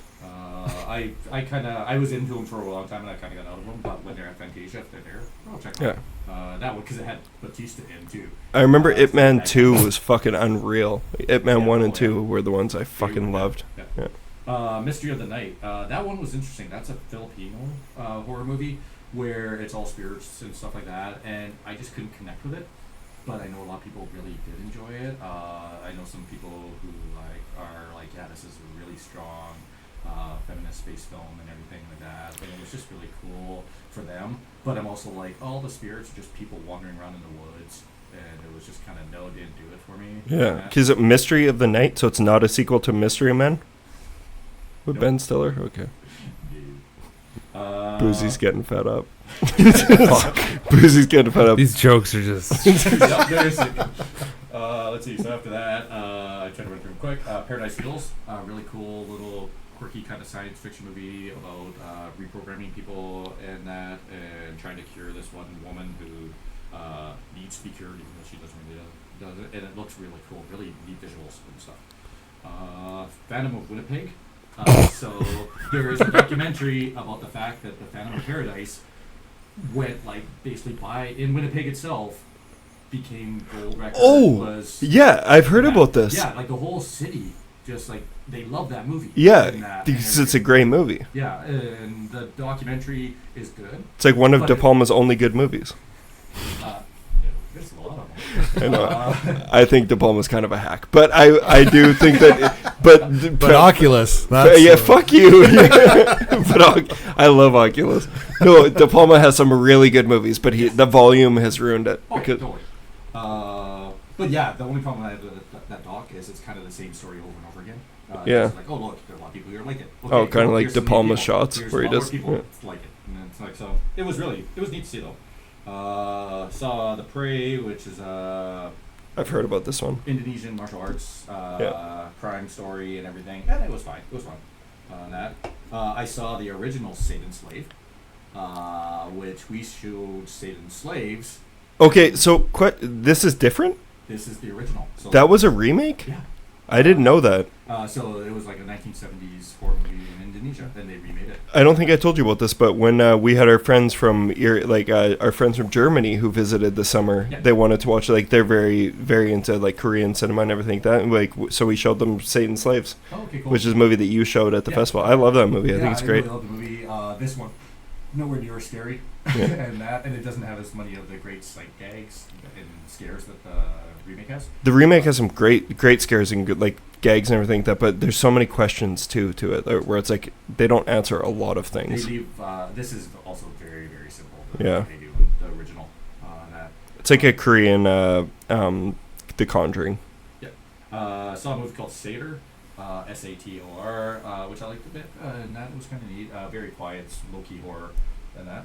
Saw a movie called Sons of Denmark, which is something I think everyone should watch. It's basically about the rise of the right wing in Denmark in the near future, and this is Trump. You're a big right wing guy too, so. Totally. 100% support this. It's great. All the stuff they showed. The West will rise again. John Allison, 2018. It is such a powerful movie and everything. And that saw a movie called Swallow, which is all about a woman who swallows things. And that. Sounds like my ex-wife. Just kidding. You need a drum set here. Buzi's hated this. This is just like cold takes of me sitting here going like, no. Movie called Vivarium, which is actually playing in Calgary, coming up Calgary International Film Festival too. Jesse Eisenberg and Imogen Poots. It's the movie I saw. Oh, really? Poots, yeah. And it was fine. It's kind of like a long Twilight Zone episode and everything. The Wrath, that is the half movie I watched. It was a midnight movie, and it felt like a direct-to-TV Japanese kind of movie, horror movie that was just like, whatever. The Wretched, it's from the guys who did Deadheads, and it's a really great, cool, fun kind of witch story and everything. Cool. It's creepy, disturbing, and lots of fun. A good horror movie. Saw Jessica's Body. While I was there, Jennifer's Body. Sorry, Jennifer's Body. Jesus, right? Who's Jessica? I'm gonna tell your wife. Yeah. Jessica, Jennifer, whatever. Trump. Saw Crawl while I was there. Crawl? Yeah. What'd you think? Oh, I liked it. Really? Yeah, it's my favorite movie of the year so far. Wow. It's a solid, kind of fun. Favorite horror movie. I thought it did enough to one part I thought was weird was it felt like the basement kind of grew through the movie. They had to work with I know the height and stuff too. It felt like because she was crawling, then by the end. That's because there's water. Yeah. A lot of I got some tweets because we have some listeners in Florida, and like people in Florida don't like that movie because they're like they would have a basement like that where and I didn't know. No, they apparently basements aren't a thing in Florida. Oh, okay. So like that alone, and I'm like, so it's one of those things. Where do they hide from tornadoes in? In their bathtub. That doesn't work. Or in a Pepsi can. Isn't that what they do in Twister? They fucking Indiana Jones and go in the fridge? Don't you throw Pepsi cans at them? That's what they did in Twister. And I'll give you the other ones that I just saw since being on really quick. So I saw it. I really enjoyed it. Yeah, because you're an intelligent man of taste. I think it's a great, funny horror movie. Yeah. Minus your... what happened in the audience. Well, you got in a fight. Yeah, we know that. Fist fight, John Allison. It was fun because that's the one where my kid walked out who's 16. I took him to it. He walked out? No, he walked out after the movie. And I was like, oh, what did you like and stuff like that. He loved Paul Bunyan. Yeah. This is really? Part of the movie, which I'm like, okay. I'm like, odd choice, all right. Yeah. I caught Ready or Not, which I liked a lot too. I thought it was smart fun. I thought it was weird that moved away from being just a hide and seek movie more than I expected, which isn't a bad thing. It's definitely a good thing about that movie. Saw Midsommar, which you guys already said it. Wait, did you like Midsommar? I haven't talked. Oh yeah. Oh, you loved it or what? Yeah. Okay, so that's so when. So you're not where we're at then. I thought you guys were. No, I think we've soured on it. a lot. We need to stop talking about movies so fresh, because Buzi and I change so quickly. I still like Midsommar. I think it's good, but I go the opposite. I actually go up usually after. I did that with Parasite, and I left your house. Wow. But no, like Midsommar was it's fine, but it's just like cut out 45 minutes and you had me. Yeah, and then the other one I saw was Brightburn. And you liked Brightburn, didn't you? Or no? It was okay. Yeah. I expected more from it, which I think was a bad. I think the end credits is what you would want the whole movie to have more of. I really expected more Slither. And that more fun throughout. Well, it's not a James Gunn movie though. But he was tied to it. He pretty Yeah, and that's like I said. I think I expected too much. What if they added 2 hours of unnecessary drug trips?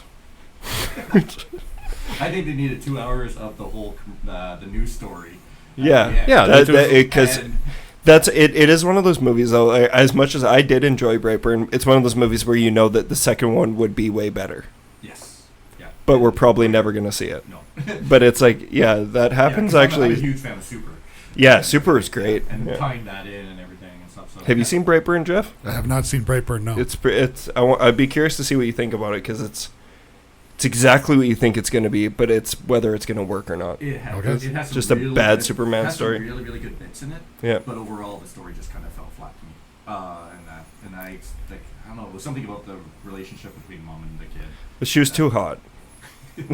It's Elizabeth Banks, but it's one of the, like how I think I was talking about this with you when we were watching Michael Rooker, where because we saw Michael Rooker do a panel this weekend with our homeboy and former guest of the show, Craig Silliphant. He hosted the interview, but we were talking about Slither, and I was like, it's crazy. To me, the most unrealistic part about Slither is that Michael Rooker would be married to Elizabeth Banks, because it's like, just come on, shut up. He's very charismatic. Yeah, you know what? The dude loves money.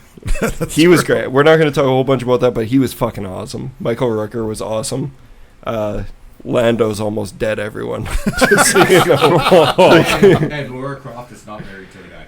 No, okay, so did you figure this out? Are we going to figure this out on air? Okay, let's talk about this for a second. No, let's not talk about this.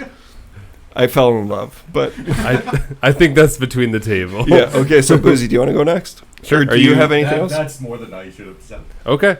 I have one thing, and it was only 8 minutes long, so I'll be very quick about it. Oh, you watched it? Yeah, I haven't watched it yet. Jurassic World Battle at Big Rock. This is written and directed by Colin Trevorrow, who did the first Jurassic World film.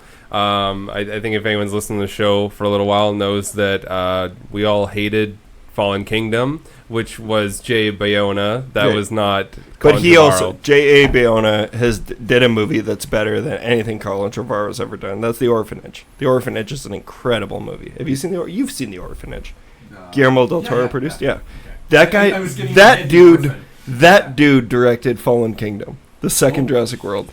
How fucked is that? Yeah, that's wrong. Sorry, continue. Anyway, so just the basis of Battle of Big Rock is it's a family that went camping, and this is a post-Jurassic or Fallen Kingdom world where dinosaurs are just out and around, like, areas. Like, they're all in the North America now. So it's just a family that's out camping, and dinosaurs show up, which is, what you expect from an 8-minute Jurassic World video. Well, I know when dinosaurs show up to my campsite. But anyway, it's actually super well done. It looks like they just took a clip from like one of the Jurassic World films, and this is like a pre-screener kind of deal. Super interesting. The small story that they tell within that 8 minutes is so well done, and it really is endearing to watch Colin Trevorrow do something that's only 8 minutes long, but you feel all the same beats that like a classic Jurassic World or Jurassic Park story would have. Like there's quirky kid characters that have like an actual purpose. They're not just there to be afraid. And there's like an interesting family dynamic, and it's everything you want from a Jurassic World thing. And I definitely recommend, if you're interested in any of those kind of things, it's awesome 8-minute watch. I'm planning on watching it. If you just go to like the Jurassic Park Facebook it's on page, YouTube. You can just YouTube it. Or the Facebook page, anything, they have it everywhere. I haven't watched it yet, but I really want to actually. And I'm really hoping, because I'm pretty sure Trevorrow is doing the next Jurassic World film, which I really hope, because if it's anything like what he wrote and directed with this 8-minute thing, it'll kind of steer that ship in a better direction than what Fallen Kingdom did, because that was just a fucking mess. I want to see a girl talking in Velociraptor. No. Yeah. I need to see it. All right, that's everything you watched this week? Yeah. Okay, I'll try power through mine first.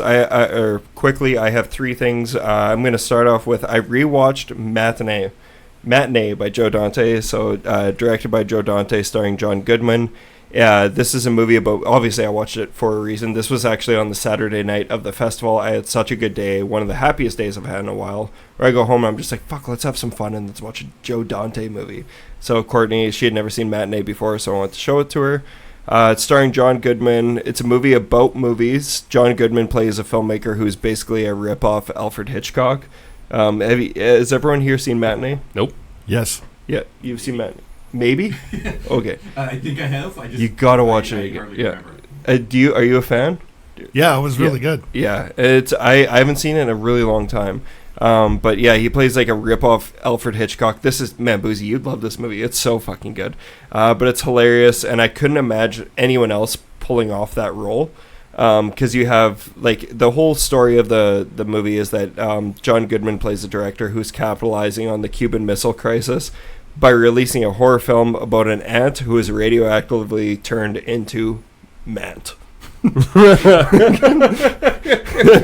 So it's set in the awesome. Oh man, it is so good. But it's set in the 1950s, and it follows a really likable cast of young teens. They're all like girl obsessed. It's like your classic stereotypical like Stand By Me group of guys who are just like, they're into girls. But the lead, Simon, who's played by Simon Fenton, he plays a kid who loves movies and monsters, and he's fascinated with John Goodman and his movies. And John Goodman's character releases a film in Atomic Vision, in which he rigs the theater with seat buzzers and other gimmicky spectacles in order to gain some recognition as a legit filmmaker. But the thing is, this movie has aged so incredibly well, and I think that it's like an allegory on where film has gone before Joe Dante even knew. This was Joe Dante movie. He had no idea that this is where it was going to go, but think about the whole AVX, the seats that move and shit like that, and also 3D, the whole 3D movement. Like, the whole thing is he's trying to trick people into thinking he's a good filmmaker. That's what the essence of this movie is about, and capitalizing on people's fear. But throughout the whole movie, it's a comedy. Like, it's so much fun. I love so much my favorite part of the entire movie is when, I don't know how long ago you saw it, but John Goodman is doing like a commercial for it. Like, he does the silhouette of the Alfred Hitchcock's famous for a silhouette, but he's smoking a cigar, and then he looks over at the screen and goes, I am this person, whatever. And he's like explaining what's happening with the Cuban Missile Crisis and how it could eventually fuck America. He's like, this has been proven in countless magazines, or well-published magazines, but he just like swipes them across the screen really quick. So it's just super funny. Like, he's not even willing to show them that they're credible. I don't know. I loved it. Courtney liked it even more than I did, which I was very happy about. But I think it's a movie that you should definitely check out. If you've never seen Matinee, I recommend it to people who love the idea, like the filmmaking. If you love, I've talked about this recently, I'm a huge Tim Burton fan, but I hadn't seen Ed Wood until like 2 years ago, and I think Ed Wood's one of the best movies I've ever seen now. Like, it was so good, and this could be a really good companion piece there. It's also a good way to get excited to see Joe Dante in the flesh. Moving on from that, I finally got to see one of my most I've been so excited for this movie, almost more than any movie this year, for all of the wrong reasons. And that is The Fanatic, starring John Travolta, directed by Fred Durst of Limp Bizkit. Do you know about this? Never heard of it. You've never heard of it? Have you heard about this? Just from you. So this is a real movie that Fred Durst of Limp Bizkit directed and wrote, and it's starring John Travolta.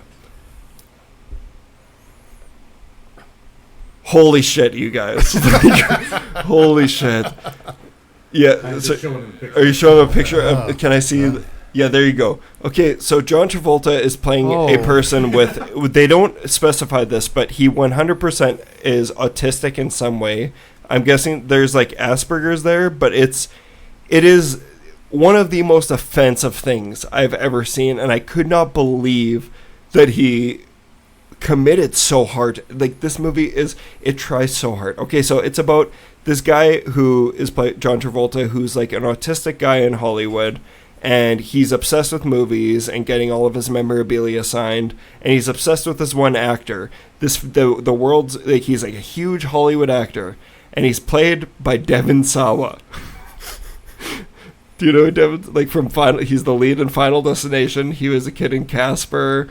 He was a '90s heartthrob for girls, and that's it. Like, he's died. He's in Idle Hands. He's a complete. Like, here's the thing is I follow Devon Sawa on Twitter now, and he's awesome. Like, I love Devon Sawa as a person, but he's, without a doubt, kind of a joke. Like, his career is kind of a joke a little bit, but also he was in some great movies. Once again, incredible sense of humor on Twitter. He's awesome. But, okay, so this movie is about John Travolta is a guy with autism who is obsessed with movies and getting all his memorabilia signed. So the movie starts off with him finding out that one of his favorite collectible stores is hosting a signing from this actor who he's a big fan of, played by Devon Sawa, and he wants to get his biker vest signed by him. And so for the first 20 minutes of the movie, he's riding around on a moped, but with the vest on backwards. And he's doing the entire movie, he's going like this. You can't see because this is an audio podcast, but he's rocking. He's rocking back and forth. Like, it looks like you're in a wheelchair. No, it is the most, dude. This movie. Okay, so it starts off not that bad. Where I'm like, you know what? Yeah, this is offensive, but also fuck all you. You guys all like Forrest Gump. And I'm like, you know what? That's the same thing. But 20 minutes later, I'm like, oh no, this is worse. Because there's scenes with, he gets obsessive and he starts following Devon Sawa around. He finds out where he lives, and it becomes a fan situation where he takes things too far and he gets himself put in a crazy situation with a fan. Basically, this whole movie is an allegory of Fred Durst dealing with what it's like to be a star. So it's painful. It's very painful. There is a scene in this movie where Devon Sawa is driving his kid to school and he's listening to Limp Bizkit and he's going like, oh, do you know what this is? This is the shit. This is the shit. I used to love this stuff. This is Limp Bizkit, the best band in the world. The script was written by the singer. I can't even handle, like, Courtney and I, like, this is the kind of thing where Courtney would not be able to handle, like, because she's very, very, very politically correct. But she's like, I'll give him the benefit of the doubt, because John Travolta's kid had autism and he died. And, like, it's like, why would he do this? Why would he take this role? Why would anyone take this role? But it's one of those movies that it's a train wreck, and you need to watch it. It's like one of those things where... There's better stuff, better things to spend my time on. Like, that's those ones where it's like, if he's making... I don't think he is. He's probably not making it to be offensive. No, they're 100%. This, and then if you're doing it because you're an idiot, it's maybe even worse. No, yeah, he thinks that he's being serious. Like, Fred Durst, I follow him on Letterboxd, and he gives this movie 5 stars. So it's pretty hilarious. He gives his own movie 5 stars. Why are you following him on Letterboxd? Because what is he watching? Because he only watches Fight Club and his movie, and he just gives them both 5 stars. And to me, that's the funniest thing in the world. I think Fred Durst is like, he's an enigma, as in like he's the world's biggest piece of shit. But I'm fascinated by him. But like, if you want, here's the thing: is yes, there are better things watching. But if you ever want to see John Travolta rocking back and forth between sniffing Devon Sawa's earlobes and kissing him on the forehead, like, these are things that I feel like you need to have on your bucket list by the time you expire. But I saw a review comparing John Travolta to Nick Cage in The Wicker Man in this movie. So it's like that kind of performance. And that is spot on, but The Wicker Man had a lot of bullshit filler. Like, then there's a few scenes. This movie is all bullshit. So if you're in the market for looking for some bullshit, this is where you got to go. When did John Travolta fall off all the way? John Travolta fell off partway before Pulp Fiction. And then Tarantino brought him on for Pulp Fiction, rejuvenated his career, and then he fucked it all up again. And then he got brought back by what was even a movie that wasn't even that good. I can't remember exactly which. It was a military one. General's Daughter. I think so. I think because he was kind of on top of it again, but then he went to fucking do Battleship Earth or Battlefield Earth, and the guy has just like he's got the world's worst agents, plural. Because there's no way he's kept the same agent. Because this dude, John Travolta's a good actor, and he does good. He commits 110% to a fault. Do you think he's gonna have like that Nick Cage upswing again, where he's gonna find that niche market? People aren't on his side like they are with Nick Cage. Okay, like people are on Nick Cage's side because they're sane human beings, and he's a saint. But John Travolta is just like he's a character. But I think he doesn't. I don't think he realizes how fucking ridiculous some of his choices have been recently. Do you know why I went to Battlefield Earth in theater? Because a guy from Saskatoon was in it. No, because I like the book. The book? Yeah. I went to the movie and I was like, holy shit. That's why I went to Dude, Where's My Car? Is I like the book, but it turned out the book was better. Isn't that book about Scientology? He created Scientology, L. Ron Hubbard. Yeah. But his books aren't necessarily... Aren't they Did L. Ron Hubbard write Battlefield Earth? Yeah. I didn't know that. Yeah. But aren't they slightly There's probably... So I've never looked deep into Scientology because I really don't give a shit. Yeah. Because you'll get sucked in hard. He did Mission Earth, which was like 10 books all, and it was actually really interesting, and then it went really... I think they kind of... because it's all... Let's be honest, it's all bullshit. I'm sure it probably has so they carry over to each other, yeah. The book, though, was at the time, and it's been like now 2 decades, at least or more. I really like the book. I feel like I read something about it. Like it's supposed to be an allegory for L. Ron Hubbard's struggles and raping kids. I read it when I was a teen. What? Yeah, sorry, I hate L. Ron Hubbard. So, obviously, no, he's actually kind of an okay guy. No, I'm gonna move on from that. But I am gonna say, if you're like me and you like watching train wrecks, and like I will say, like The Fanatic, like I kind of enjoyed it, but for wrong reasons. But I know it's not good. But it's something to watch if you want to see some crazy shit, and you're a big fan of Limp Bizkit. Last thing I'm going to talk about is a movie called Haunt. Have you guys heard about this? Haunt. What? Just came out. Someone told me to go watch this. It hit Shudder in the U.S., I believe, this weekend. It wasn't on Shudder here, but it's written and directed by Scott Beck and Brian Woods, who are the writers behind A Quiet Place. And it's produced by Eli Roth.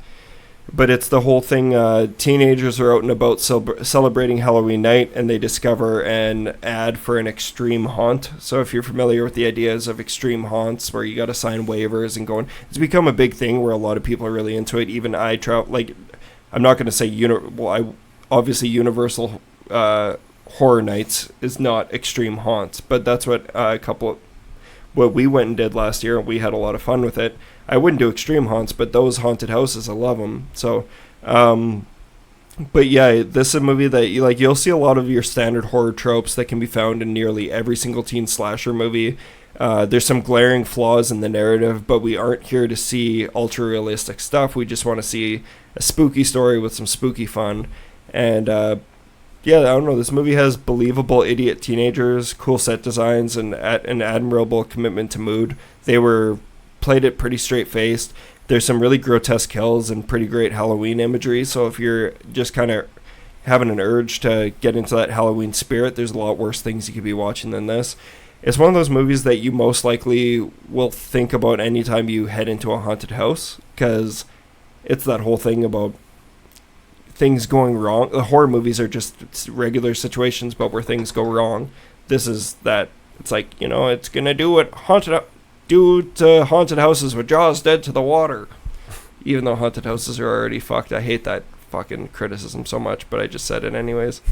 Once it starts rolling, the barrel rolls. This movie gets pretty crazy, but I still think there's a lot of room to move and improve with this concept. I like the idea of the haunted house based horror movies. Like, I love Funhouse, Tobe Hooper's Funhouse. I don't know if you guys have seen it. I was a big fan of that. It's a lot of fun.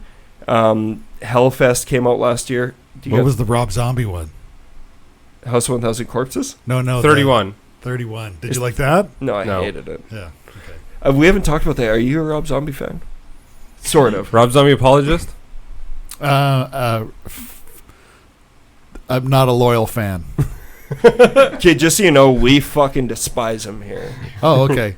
Do you like some of his movies though? House of a Thousand Corpses would be the only one I like. Yeah. Okay, yeah. All right. So I was actually curious. I was going to ask you about that because I never dropped that on you, but we take some flack sometimes for like hating on Rob Zombie so much. But I was wondering if you were, because there's a lot of people who are very loyal to him. But there's some solid music from 20 years ago. Yeah. But the Halloween remake, what was the purpose of that? No, it was. And awful. he doesn't need to cast his wife and everything. If he's listening right now, you don't need to cast your wife and everything. Yeah, fucking go to town. There we go. Get him, Jeff. Yeah. Well, I don't know. I think Haunt, I definitely recommend checking it out if you're just looking for some kind of like a light horror movie that is got some spooky vibes to it. You could do a lot worse. I had some fun with it. The best parts about it for me was how awesome the practical effects were at a few parts. There were a few parts that like the kills happened where I was like, that actually looked very real. And they're pretty grotesque and they're pretty crazy. And it's like, I was surprised that they could pull that off. That being said, obviously with these teen slasher movies, if we're all adults now, I can imagine this is how, like, honestly, I can imagine this is how you guys felt when I Know What You Did Last Summer came out, where like you're like watching these kids and being like, fuck, they're annoying. I can't speak for you. I don't get the horror movies where you kill people you don't like. Like I want all my victims to be people I actually care about. Yeah. The ones where it's like, oh, it's a bunch of assholes in the woods. Yeah. Fucking I'm done. Oh, I thought you meant when the killer kills people that they don't like. Yeah, I was gonna be like, okay, so you want, yeah, but like, so you. Are we in trouble? I don't think he likes us very much right now. Hey, I need to pass off work to you. I'm not gonna kill you. But it's just it's a slasher movie. It's got some cool kills, but it's nothing overly original. But it's nothing that's gonna blow your mind. But you could do a lot worse. I had fun watching it. It's not going to be something I'm going to be raving about at the end of the year, but it is something that it was like, hey, that was fun. I enjoyed watching that. Yeah. But also, they're better at writing stuff when people aren't allowed to talk, is what I was going to say, because like, they wrote A Quiet Place, and like, I'm like, okay, let's see what these guys do with dialogue now. So they're not good when it comes to dialogue. Yeah. Well, no, it wasn't horrible by any means. Actually, like, the teens were pretty good at being like believable teens, as far as I know, as a 29-year-old man. But I think we're out of touch now. Yeah. But yeah, that's everything I watched this week, so we can get on to some Buzi's news. John, would you like to do the honors? Whoa, John's done it already. I don't think he knows though. Do you know the cue? Just film it. Has John done it? John's done. Have you not done it? I don't think he's done it. Okay, John, do it. Booze hit me with the motherfucking news.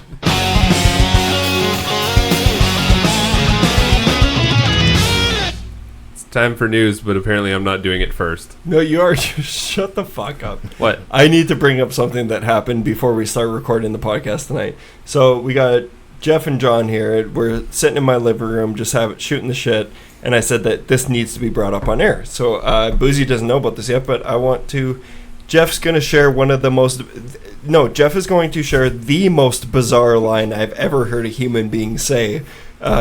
When we were sitting and he was looking at my bookshelf and he saw that I had Helter Skelter, the Charles Manson book, on my bookshelf. So you want to take it from here, Jeff? Oh yeah, so Helter Skelter sitting there, and I just mentioned, a good friend of mine was good friends with Charles Manson. What? You just offhandedly say that? I actually was like, wait, what? Like, what the fuck did you just say? Really? Yes. How fucking old are they?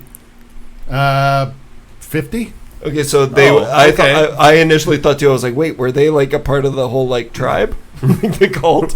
But to share how you know this person, because it's actually really interesting, and hopefully they're going to come to Saskatoon. A very good friend of mine. He's a psychiatric nurse, and one of the reasons that he got into psychiatric nursing was stuff that had happened in his past, and then as a kid he read Helter Skelter. And scared the shit out of him. And so as he was starting to, explore, he'd been in his career for a long time and started to really explore like what got him started in the first place. So he decided that it, was influenced by Charles Manson, and so that he should go meet him and really explore more of Charles and what makes him tick.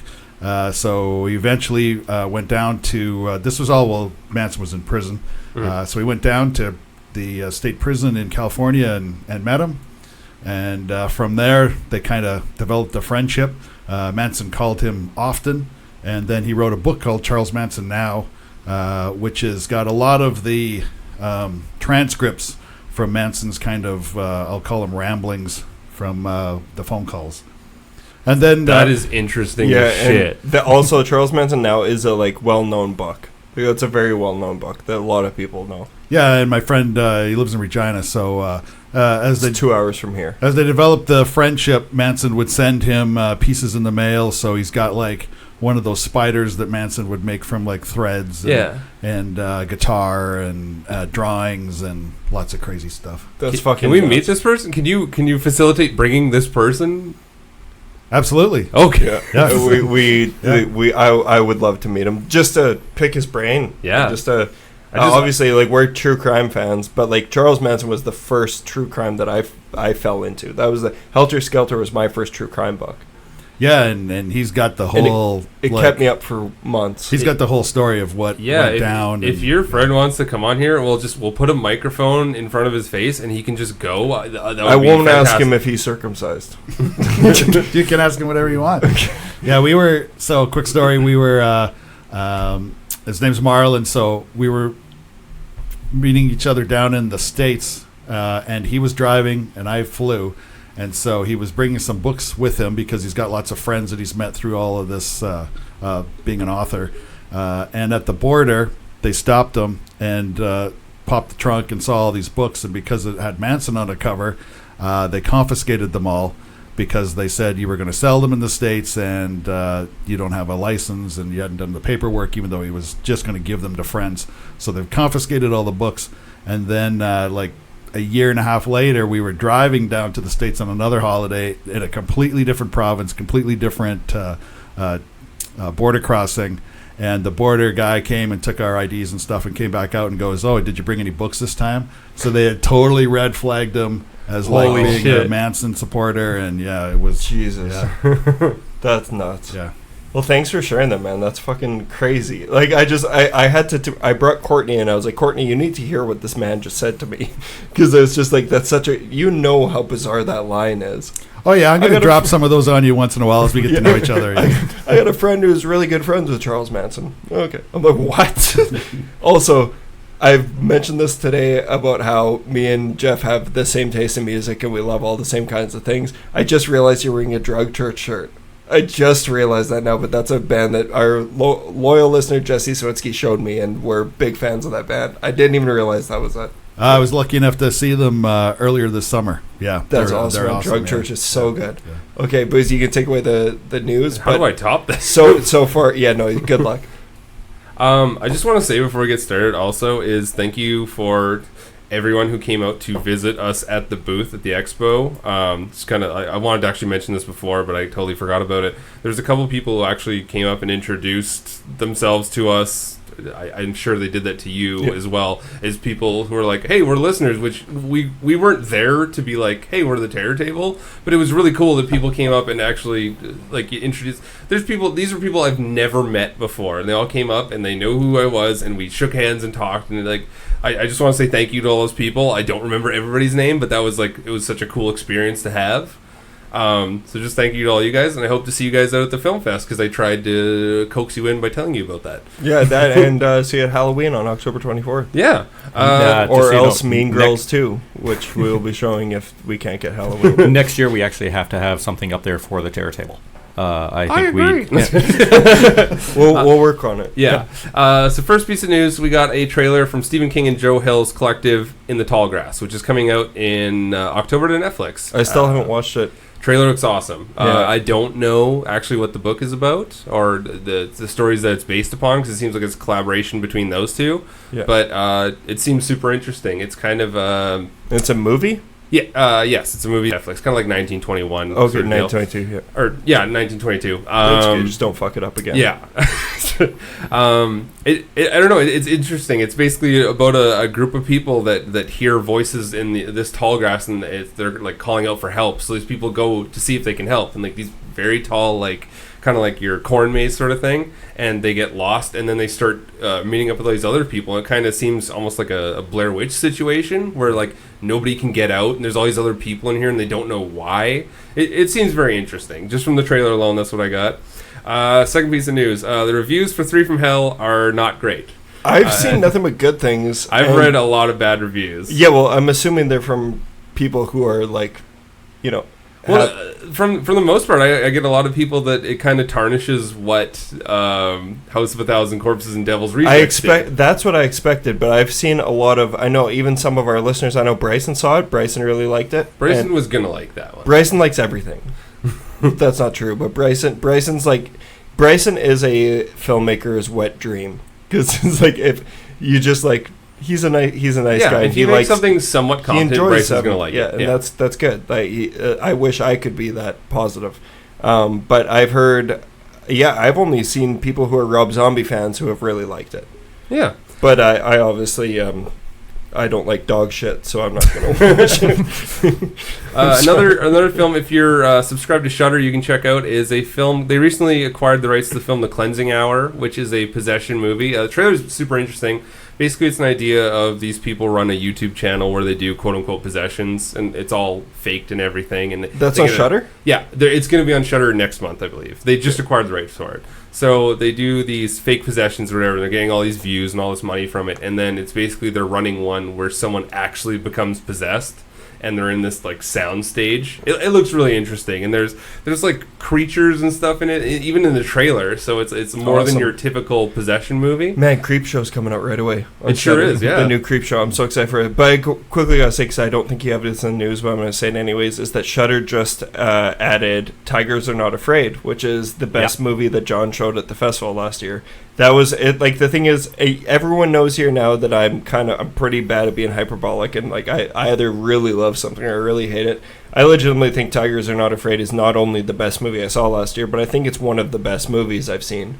I think it's such a good movie. It's so powerful. It's so sad and still scary. It and rocked also me. Fantastic. It's fucking amazing. It was a solid 5 out of 5. Like, not a single thing I would change about that movie. But it is, like I've mentioned before, I know I talked about this when Tyler Baptist was on the show to talk about all the movies that we saw last year.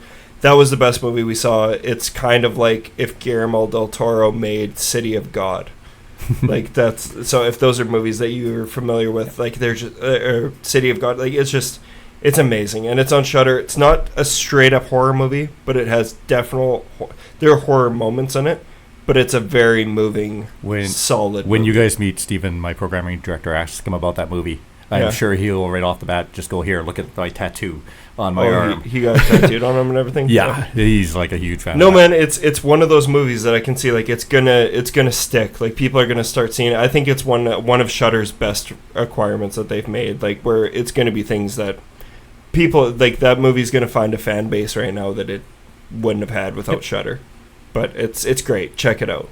Yeah. So, I have one more piece of news. If you guys have anything else to add after, feel free. Last piece of news I had is David Gordon Green released his first image from the set of Halloween Kills. They just wrapped first day of shooting yesterday. Yeah. So I'm very excited for that. He does tease a lot of his stuff on there, as well as James Jude Courtney, who's the Shape, who constantly uses Instagram as well. They post a lot of teaser stuff from the set, so they'll have stuff where, like, it'll have prop. Recently, one I saw was like prop 1, and it was like a sack bag, and you could tell that there was like blood on it and everything. So it'll be interesting to follow that as it happens, because we have up until next October to prepare for that. That's the same with like one of the main producers on the movie is Ryan Turk from Shockwaves, like the horror podcast. He's one of the producers on Halloween, and he posts pictures every day. He's the one who originally posted like David Gordon Green seat picture. Okay. The director's chair. But yeah, like if you ever want to like get some little extra tidbits of what's going on with Halloween, message Buzi or I. We probably follow one of those accounts. Yeah. So we can help you out. But yeah, it should be exciting. That's all I got. Did you guys talk at all about One Cut of the Dead and the fact that it's getting a limited theatrical release? No, because we're waiting for you to do it. Oh, okay, cool. It's actually a little bit older news in that, but One Cut of the Dead, one of my favorite movies from last year. is actually getting a limited theatrical release through Shudder before it comes up on Shudder. I know it's soon. I don't know when. Okay. And I don't know if we'll get it in Saskatoon. I'm really hoping we do. And that when the next time John's going to be on the show, we're going to be talking about One Cut of the Dead. I was going to say we've been talking about doing it for about a year. That's kind of why we've shied away from talking about it, because we know how fanatic you are about it, and we want to share I've never seen a movie that I hate so much that turns into one of my favorite movies. Yeah, exactly. You've talked about this probably more than any other movie since the time I've known you. Most people who I've heard who have seen it have felt the same way. That's also because I think the rest of my programmers are wrong, and we didn't play it when we could have. Oh, they didn't like it? They all liked it, but they wanted other things. So we pass on a lot of movies that we like, that are really worth showing. Was this the same year that Headcount played? They chose Headcount over that? Yes. I'm sorry. I like Headcount. It's good for it's like if your dog takes an impressive poo, or it's like shaped funny. It's just and you upload it to Instagram. Yeah, it's just like, hey, that's actually a pretty funny poop. It's funny is that I brought so many people to that one, and everyone liked it except for me, so it's good. Yeah, no, my one fault with Headcount really is the special effects at the end. Special effects I really like the rest of the movie. It's also we do.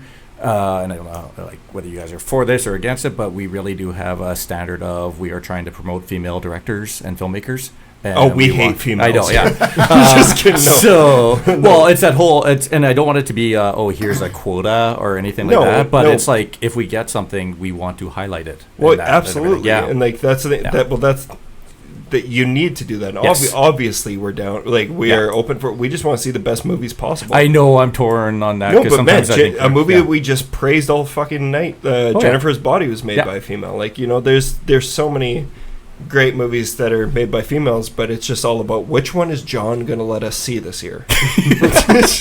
We want to do more than one. We want to do actually. I'd be happy if the whole festival one year was all female directed. I think it'd be really cool. But I also don't want to leave off movies that we really want to show. You're wild. You want female directors. You love Trump. It's strange man right here. Yeah, but so keep watch on Shudder coming up, and also the theaters because it should be here somewhere.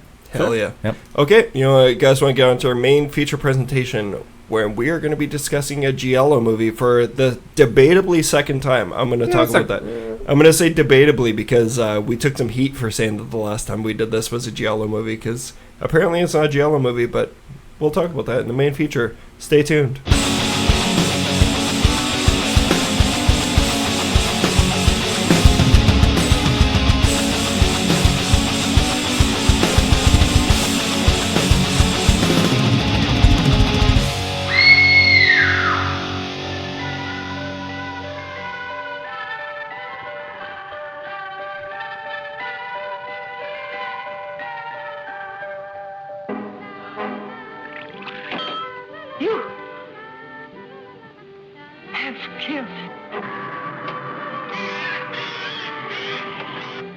And you will kill again. You're getting closer and closer to the most unnatural kind of death.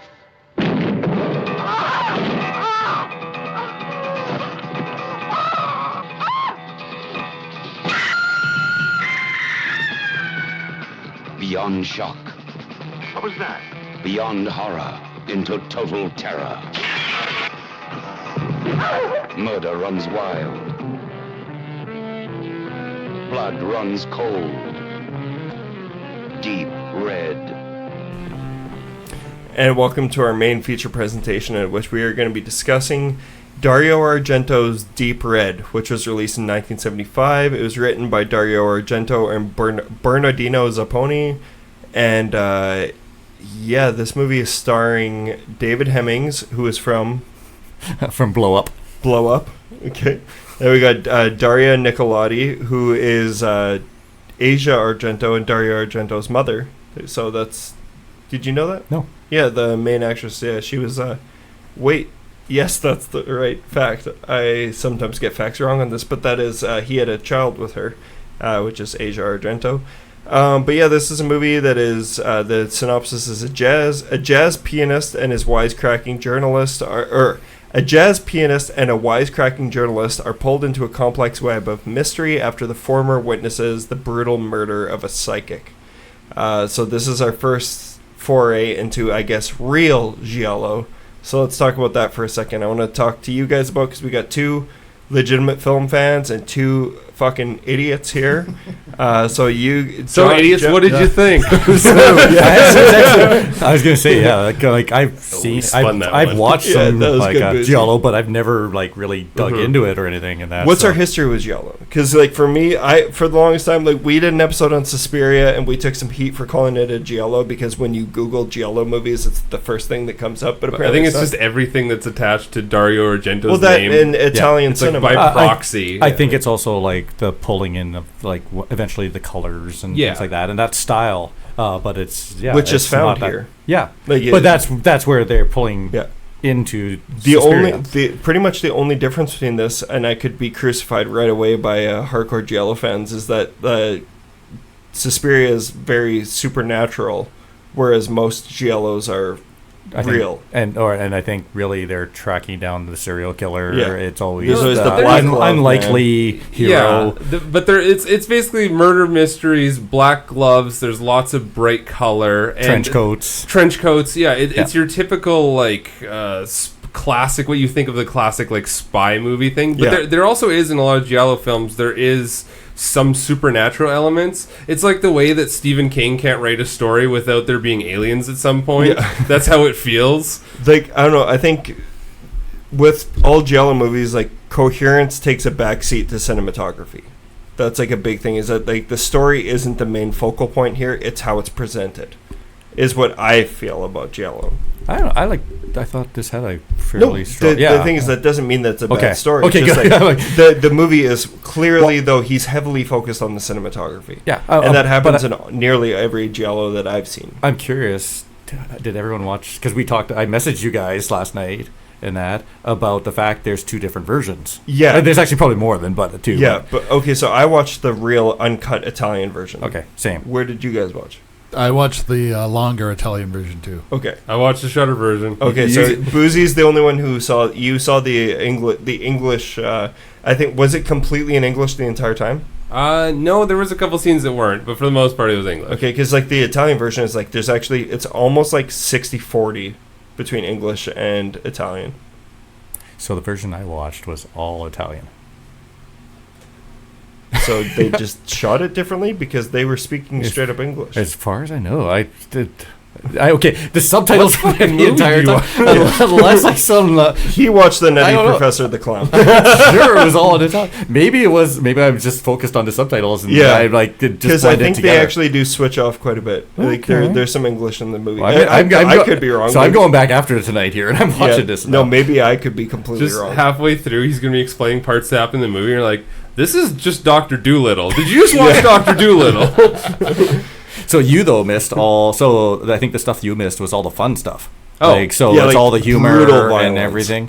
And was your version pretty brutally violent for 1975? Yeah, the glass scene especially. Like where the woman's head goes. Yeah. Okay, that's nothing compared. Like, did you see a curb stomp type scene? No. Okay.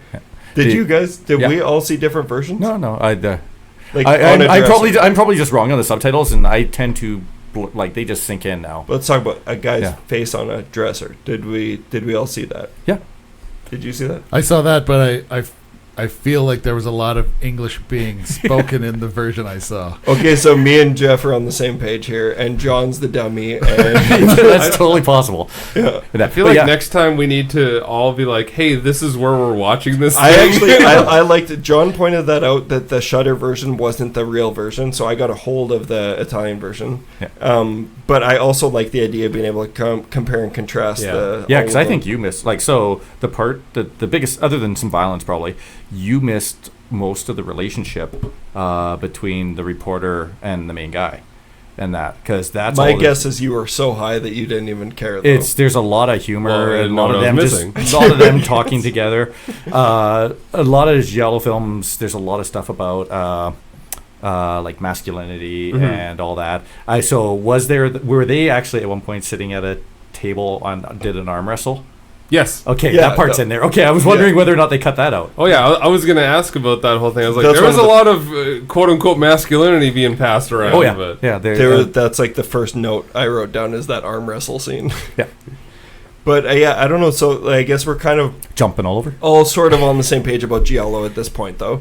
But I don't know. For me, Giallo, it's like it can be as sleazy as hell, but it's also presented in a very classy way.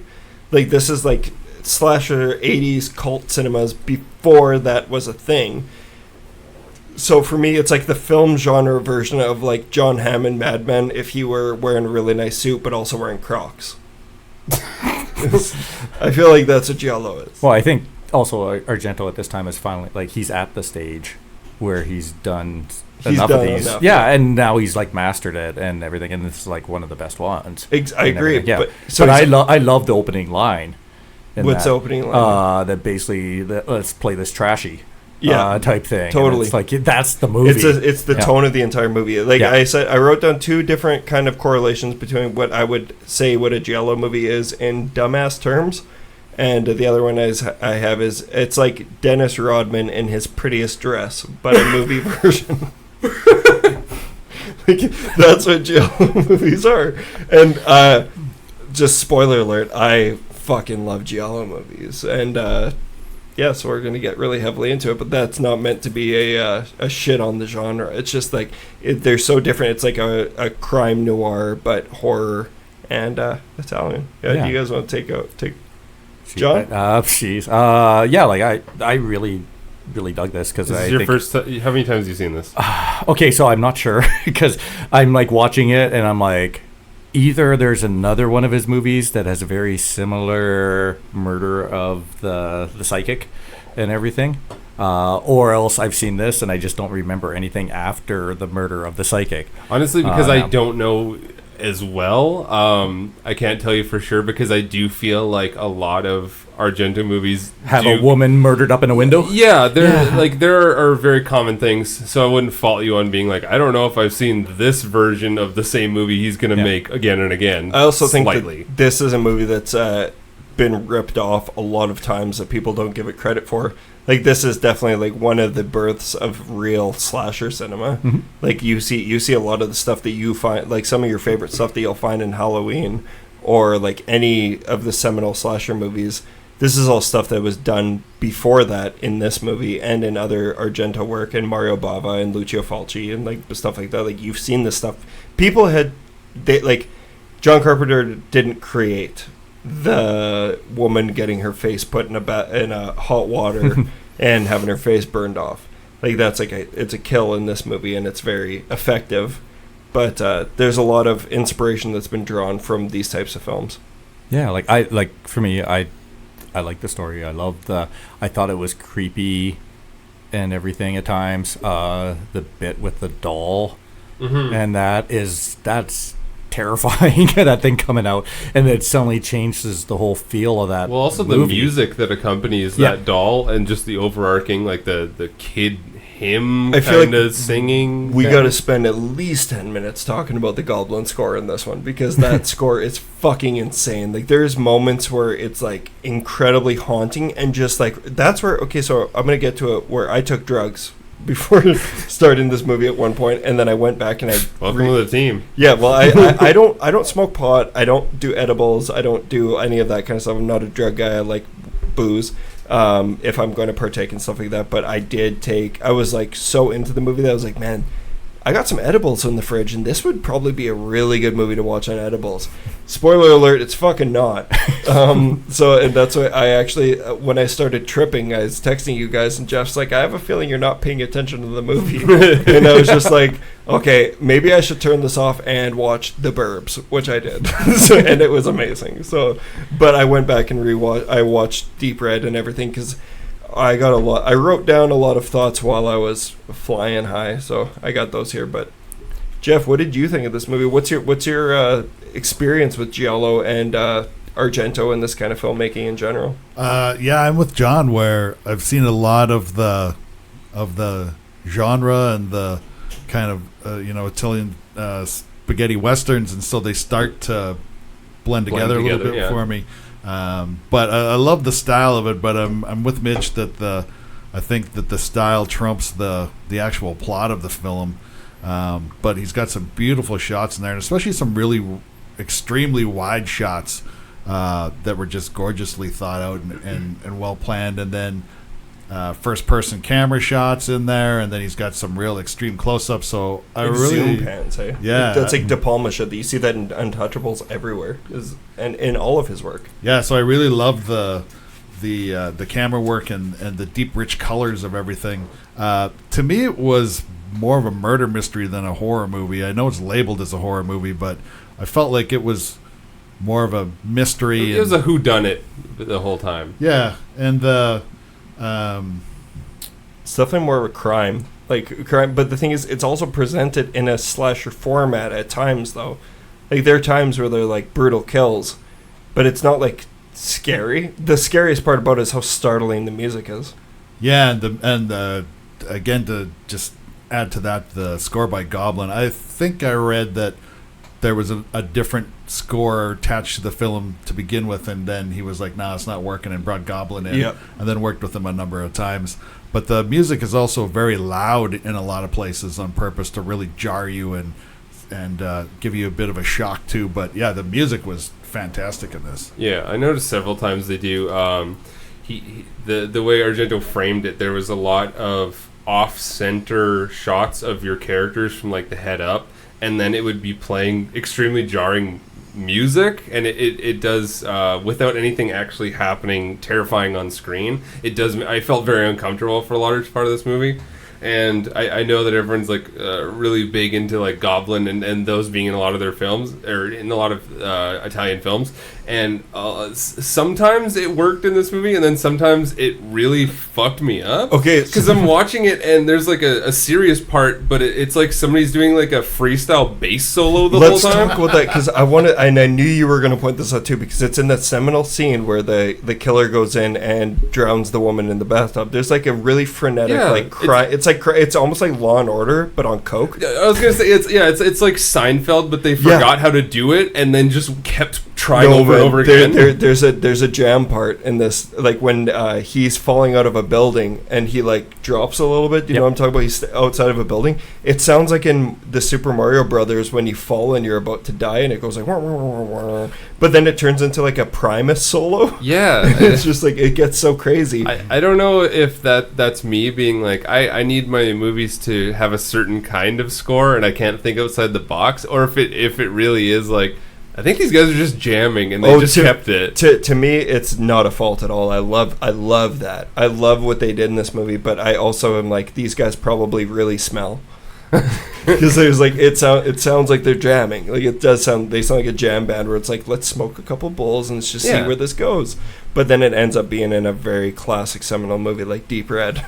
But I love one of the highlights for me, and same with like Suspiria. Like I adore that movie. I love Dario Argento's Suspiria, and a lot of it is to do with the score and the colors and everything. You don't have so much the colors here. It's the grit. It's the grit that you find in Deep Red, and how real some of it feels, but then how surreal so much of it is, and how much you can forgive because it's doing so many things right, and then some of it is like border on camp, but it's not campy because it's like it's John Hamm wearing Crocs.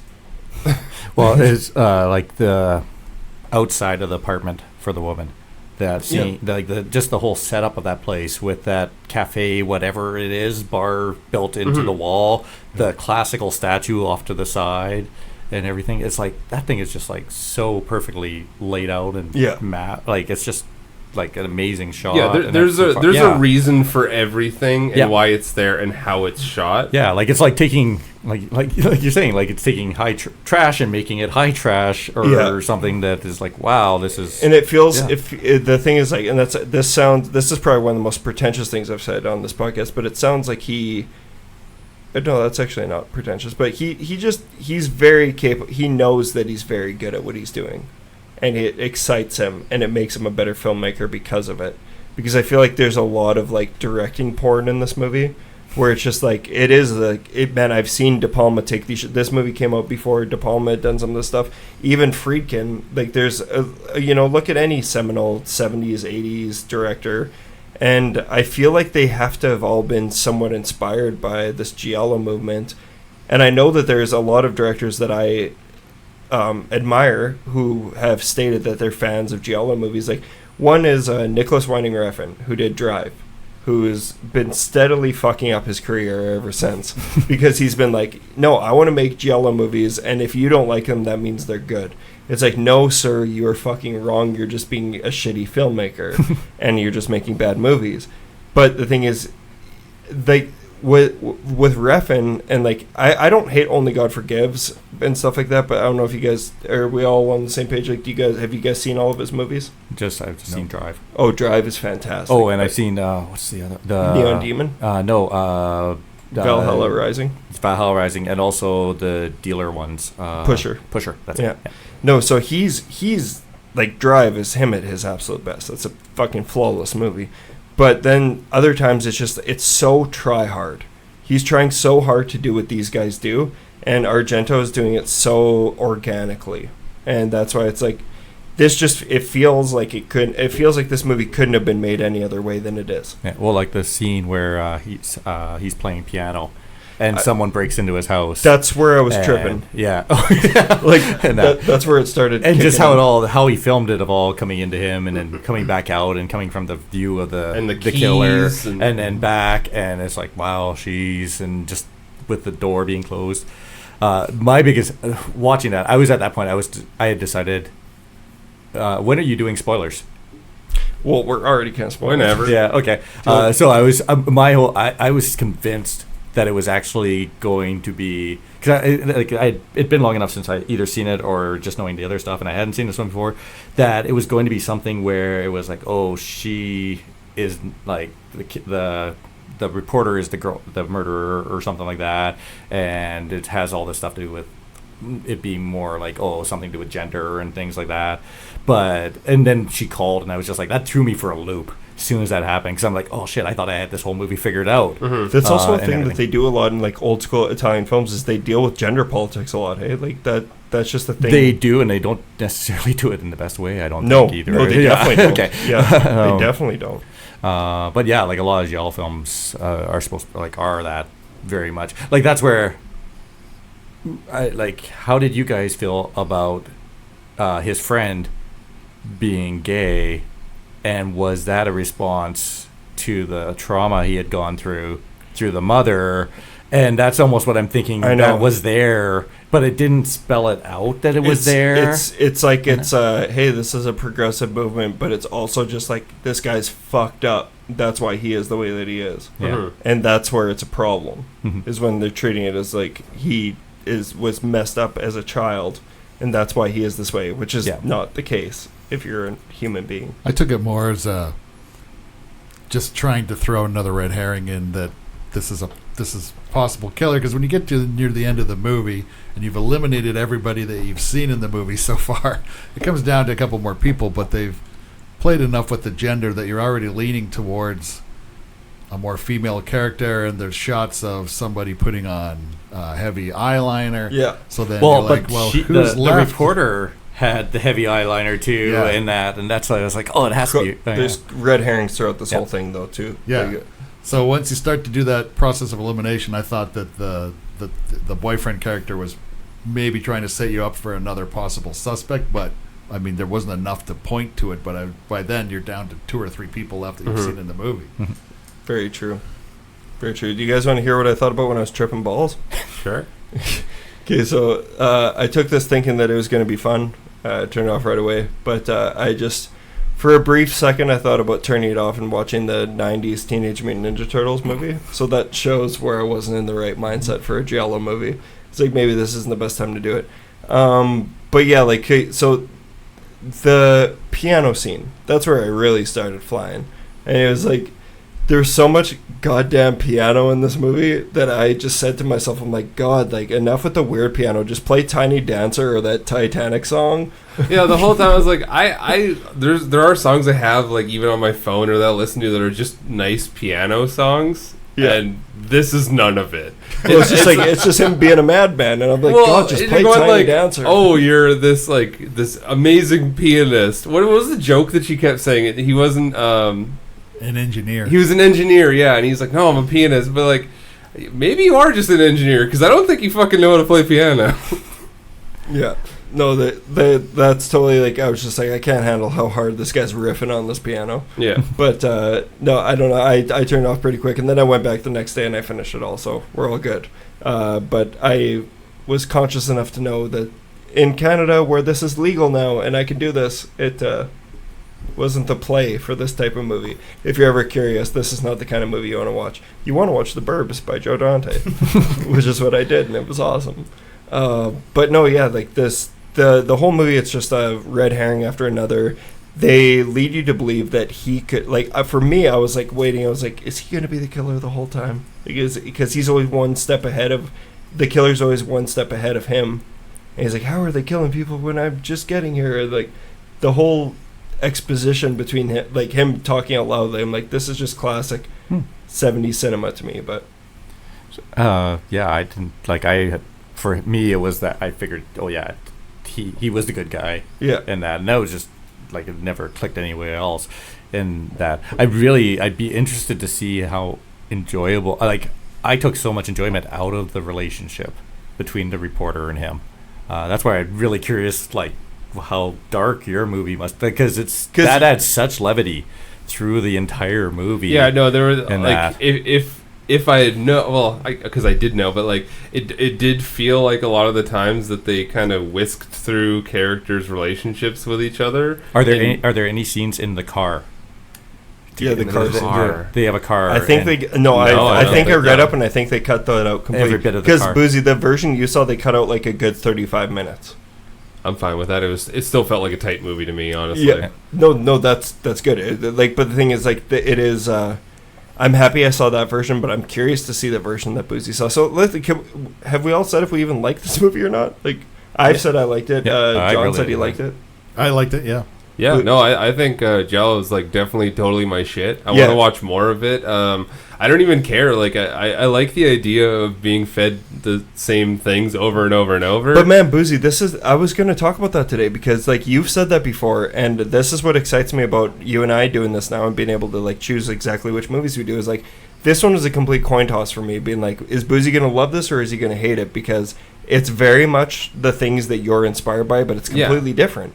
It's so different. No, like, it totally is. But like, I could watch this by the truckload. Like, it's an untapped market for guys like you. Yeah, and me. If they just backed up to my house with a truck full of DVDs and dumped them off and like, watch all these Giallo films, I'm like, of course I will. Like, yeah, that sounds great. I do have one thing I wanted to point out that I don't know if it was just me watching that felt this way or if anybody else did. When they had the whole scene with the psychic talking in the room and like doing the readings and everything.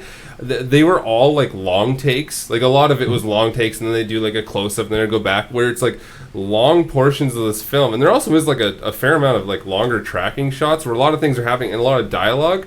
And the lady who plays the psychic might be the worst actress I've ever seen, where she was not great at acting, but the fact that she got through all these lines and like was comfortable. Do you know what I mean? Like, she committed.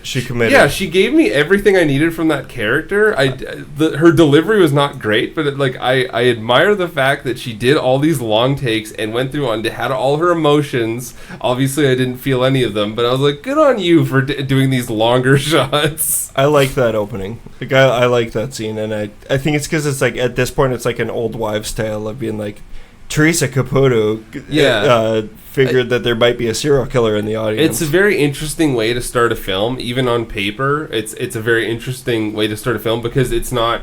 You kind of get used to, especially with newer movies, where you have your... Because this is basically just a cold open. You have, like, the movies where, like, a cold open will happen, and then something violent will happen, then it cuts to the, your headers and everything, and then it goes into, like, these are your characters or whatever. But, like, this movie just slips into, like, these are your characters, and something's going to happen. I don't know. Like, it felt different than the way a lot of movies play out in terms of their intro acts versus the actual story progressing. Yeah, I agree. Yeah, I'm just trying to think. Like, The part I'm still trying to figure out whether how I actually I like the overall story. I like everything about this, but it's just the psychic bit of it. That part is still kind of that was the one part in it all that kind of felt it's wow, this is something because everything else other than that doll running out and that is all natural. It's all they're all your classic whodunit tropes where that first part it almost feels like they added that after the part. They had this lady and she was doing all these things. We need some way to get. But I also don't think they did that probably. No, obviously. But it feels it almost how do we get.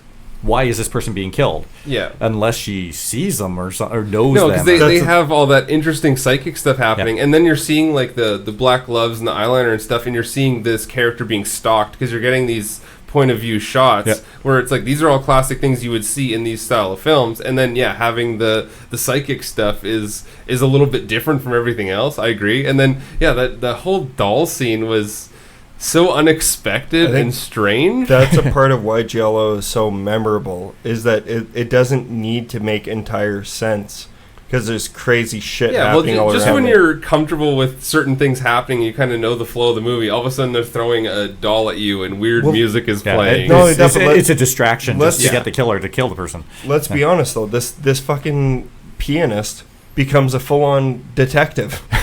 And they just let him on crime scenes constantly. They let him on crime scenes, and it just becomes hey, don't just shut the fuck up, just watch the movie. To me, that's no different than sending fucking miners out to space to fix the moon in Armageddon or whatever the fuck happens. It's you know what? It's a little bit ridiculous, but just go along with it because you're not here for that kind of substance. You're here for the style and the art of it, and as pretentious as that sounds, it's. Well, I'm just trying to I can't think of them all now, but how many movies actually have the whole, not the psychic, but that whole intro with the audience members and that that's the Brood. I thought about the Brood. Yeah, that's in so many movies and everything, and it's probably all pulling from it. What I liked about this one though is that the crowd was pretty small. Yeah, I like that they're one of these people in this audience is the killer, and there's 20 people here. Yeah, I like that. It's not a sea of people you're seeing. Also, another thing I really like about Giallo films is just even if the story may be lacking in certain points or has your dips, because just for whatever is happening, there's always an interesting shot that'll keep you entertained. There's never a point where I looked away from this movie for a long period of time, or if there's ever a point in the story where I was maybe I don't know what's happening, or maybe something not interesting is happening in the film. The cinematography makes up for any of those faults, which is something a lot of movies can't do. They'll get stuck in their boring parts and they'll have to play it out in these blocky sequences, whereas this always made itself seem interesting. It's even when visually entertaining. Exactly, it really is. It's beautiful to watch, and it's not boring even if maybe something not interesting is happening. Yeah.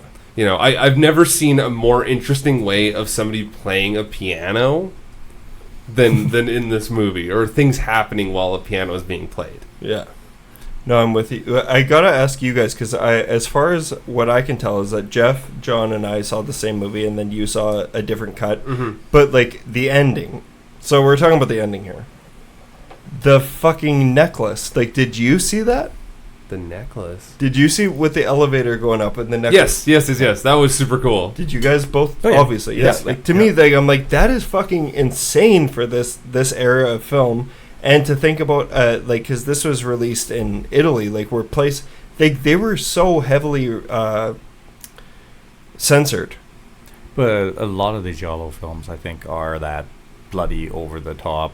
Everything's trashy. That's what I don't understand. I just don't understand how they got away with that, because to me that's an extremely grotesque kill. Well, if you want to think about it in the same way, with it being conservative and them this kind of being the outlier to it, is look at a lot of South Korean films, and Korea in general is a very controlled group of people, I guess, that we want to say, countries where everything's very standard by the book, and you don't have a lot of these outliers, but you have this counterculture of people being no, we're going to make these extreme pieces, and they're of such high quality that other people do notice that sort of thing. I think that like them being restricted from stuff makes them better. That's why I think that a lot of Australian horror movies are some of the best horror movies I'm seeing today. I think some of the best shit comes out of there, which, you know, that place is notorious for. They were censored for so many different things. Germany, like our friend Andy was talking about, like he couldn't get a hold of any Friday the 13th movies growing up. And to me, this is more graphic than any. I wonder if he could get this stuff and that, because it is different.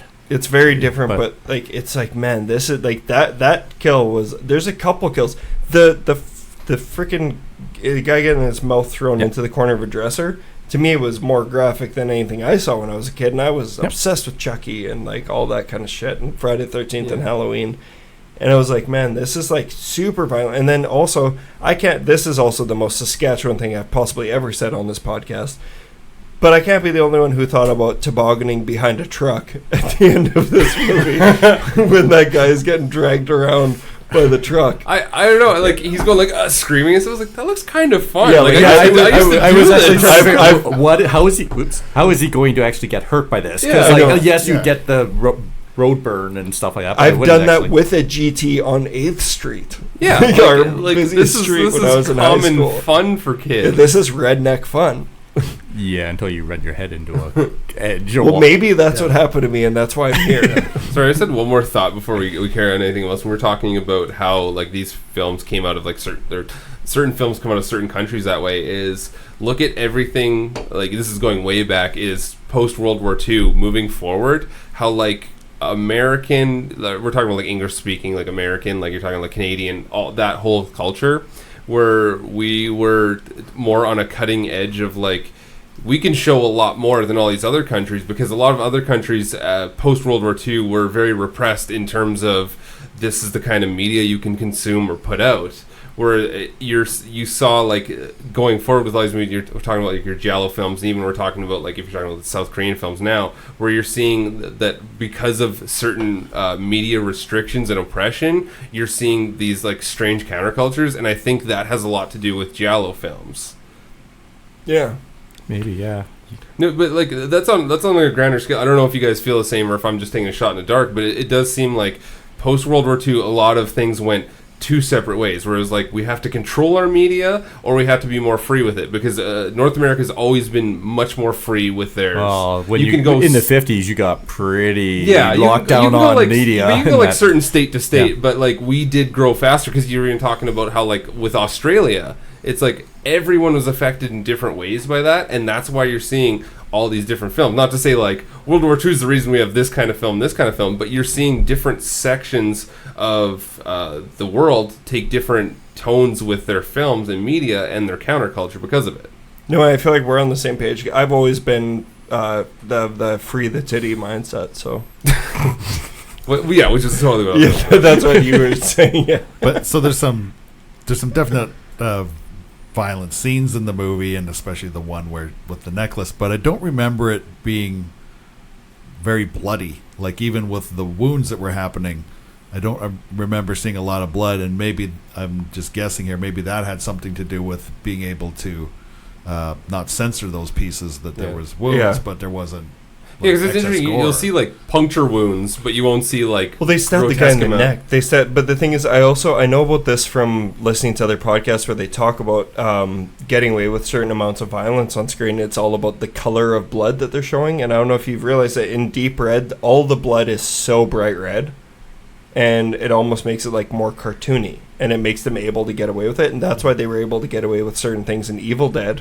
Like the Evil Dead, the original, and the Evil Dead 2, and like all those movies, is that like with having such absurd gore, they're like, oh yeah, just change the color of the blood a little bit, make it look less real, and then they'll be okay with it. And they do that a lot in these giallo movies, even in Suspiria. I know not a giallo movie, but like in Suspiria, the blood is super bright red as well.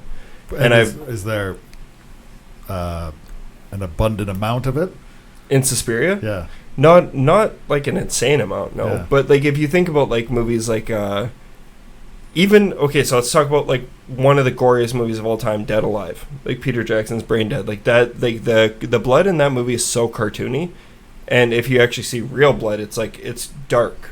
and it's like kind of, it's not bright red where it's like kind of bouncing off the screen and everything. So I feel like that has to have played a role. Hey, named the film after it. Yeah. No, it was deep red. Sorry. Yeah, sorry, deep. Yeah. Yes, it's bright neon red.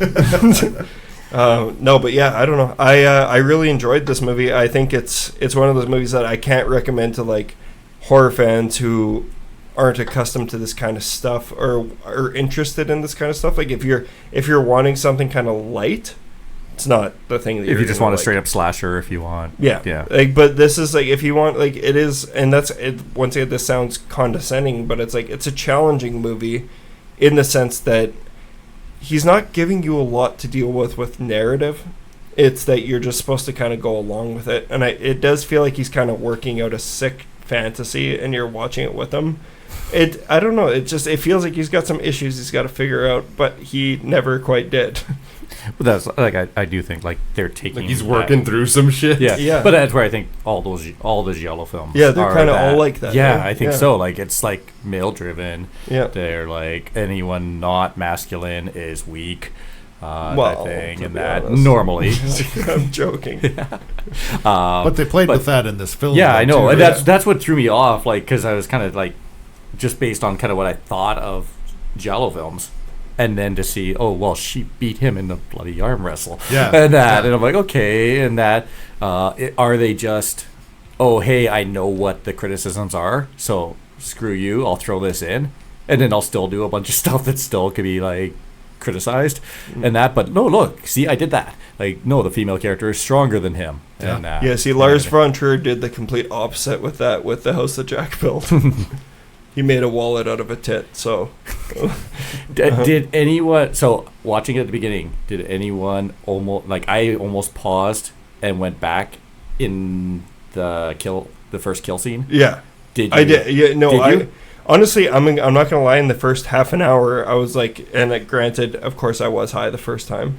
But I felt like I was a little bit lost. But then I realized I'm just like, that's just kind of part of what this movie is. Oh, but see, no, I'm talking about when the killer comes in to kill the psychic. Sorry. After the killer has killed the psychic. Okay. And the main guy is coming in, and he's walking down the hallway. I didn't fast forward. I didn't rewind there. I was so tempted to, because I already knew what. Like I didn't know what was there, but I knew what was there, and I could see it. Oh, like the mirror and the images, And I was very tempted, and I almost did. Like I was like, no, I'm just gonna keep watching. Shit that's like so fascinating about like that's what like movies like this to me, because I had never seen this movie in full before.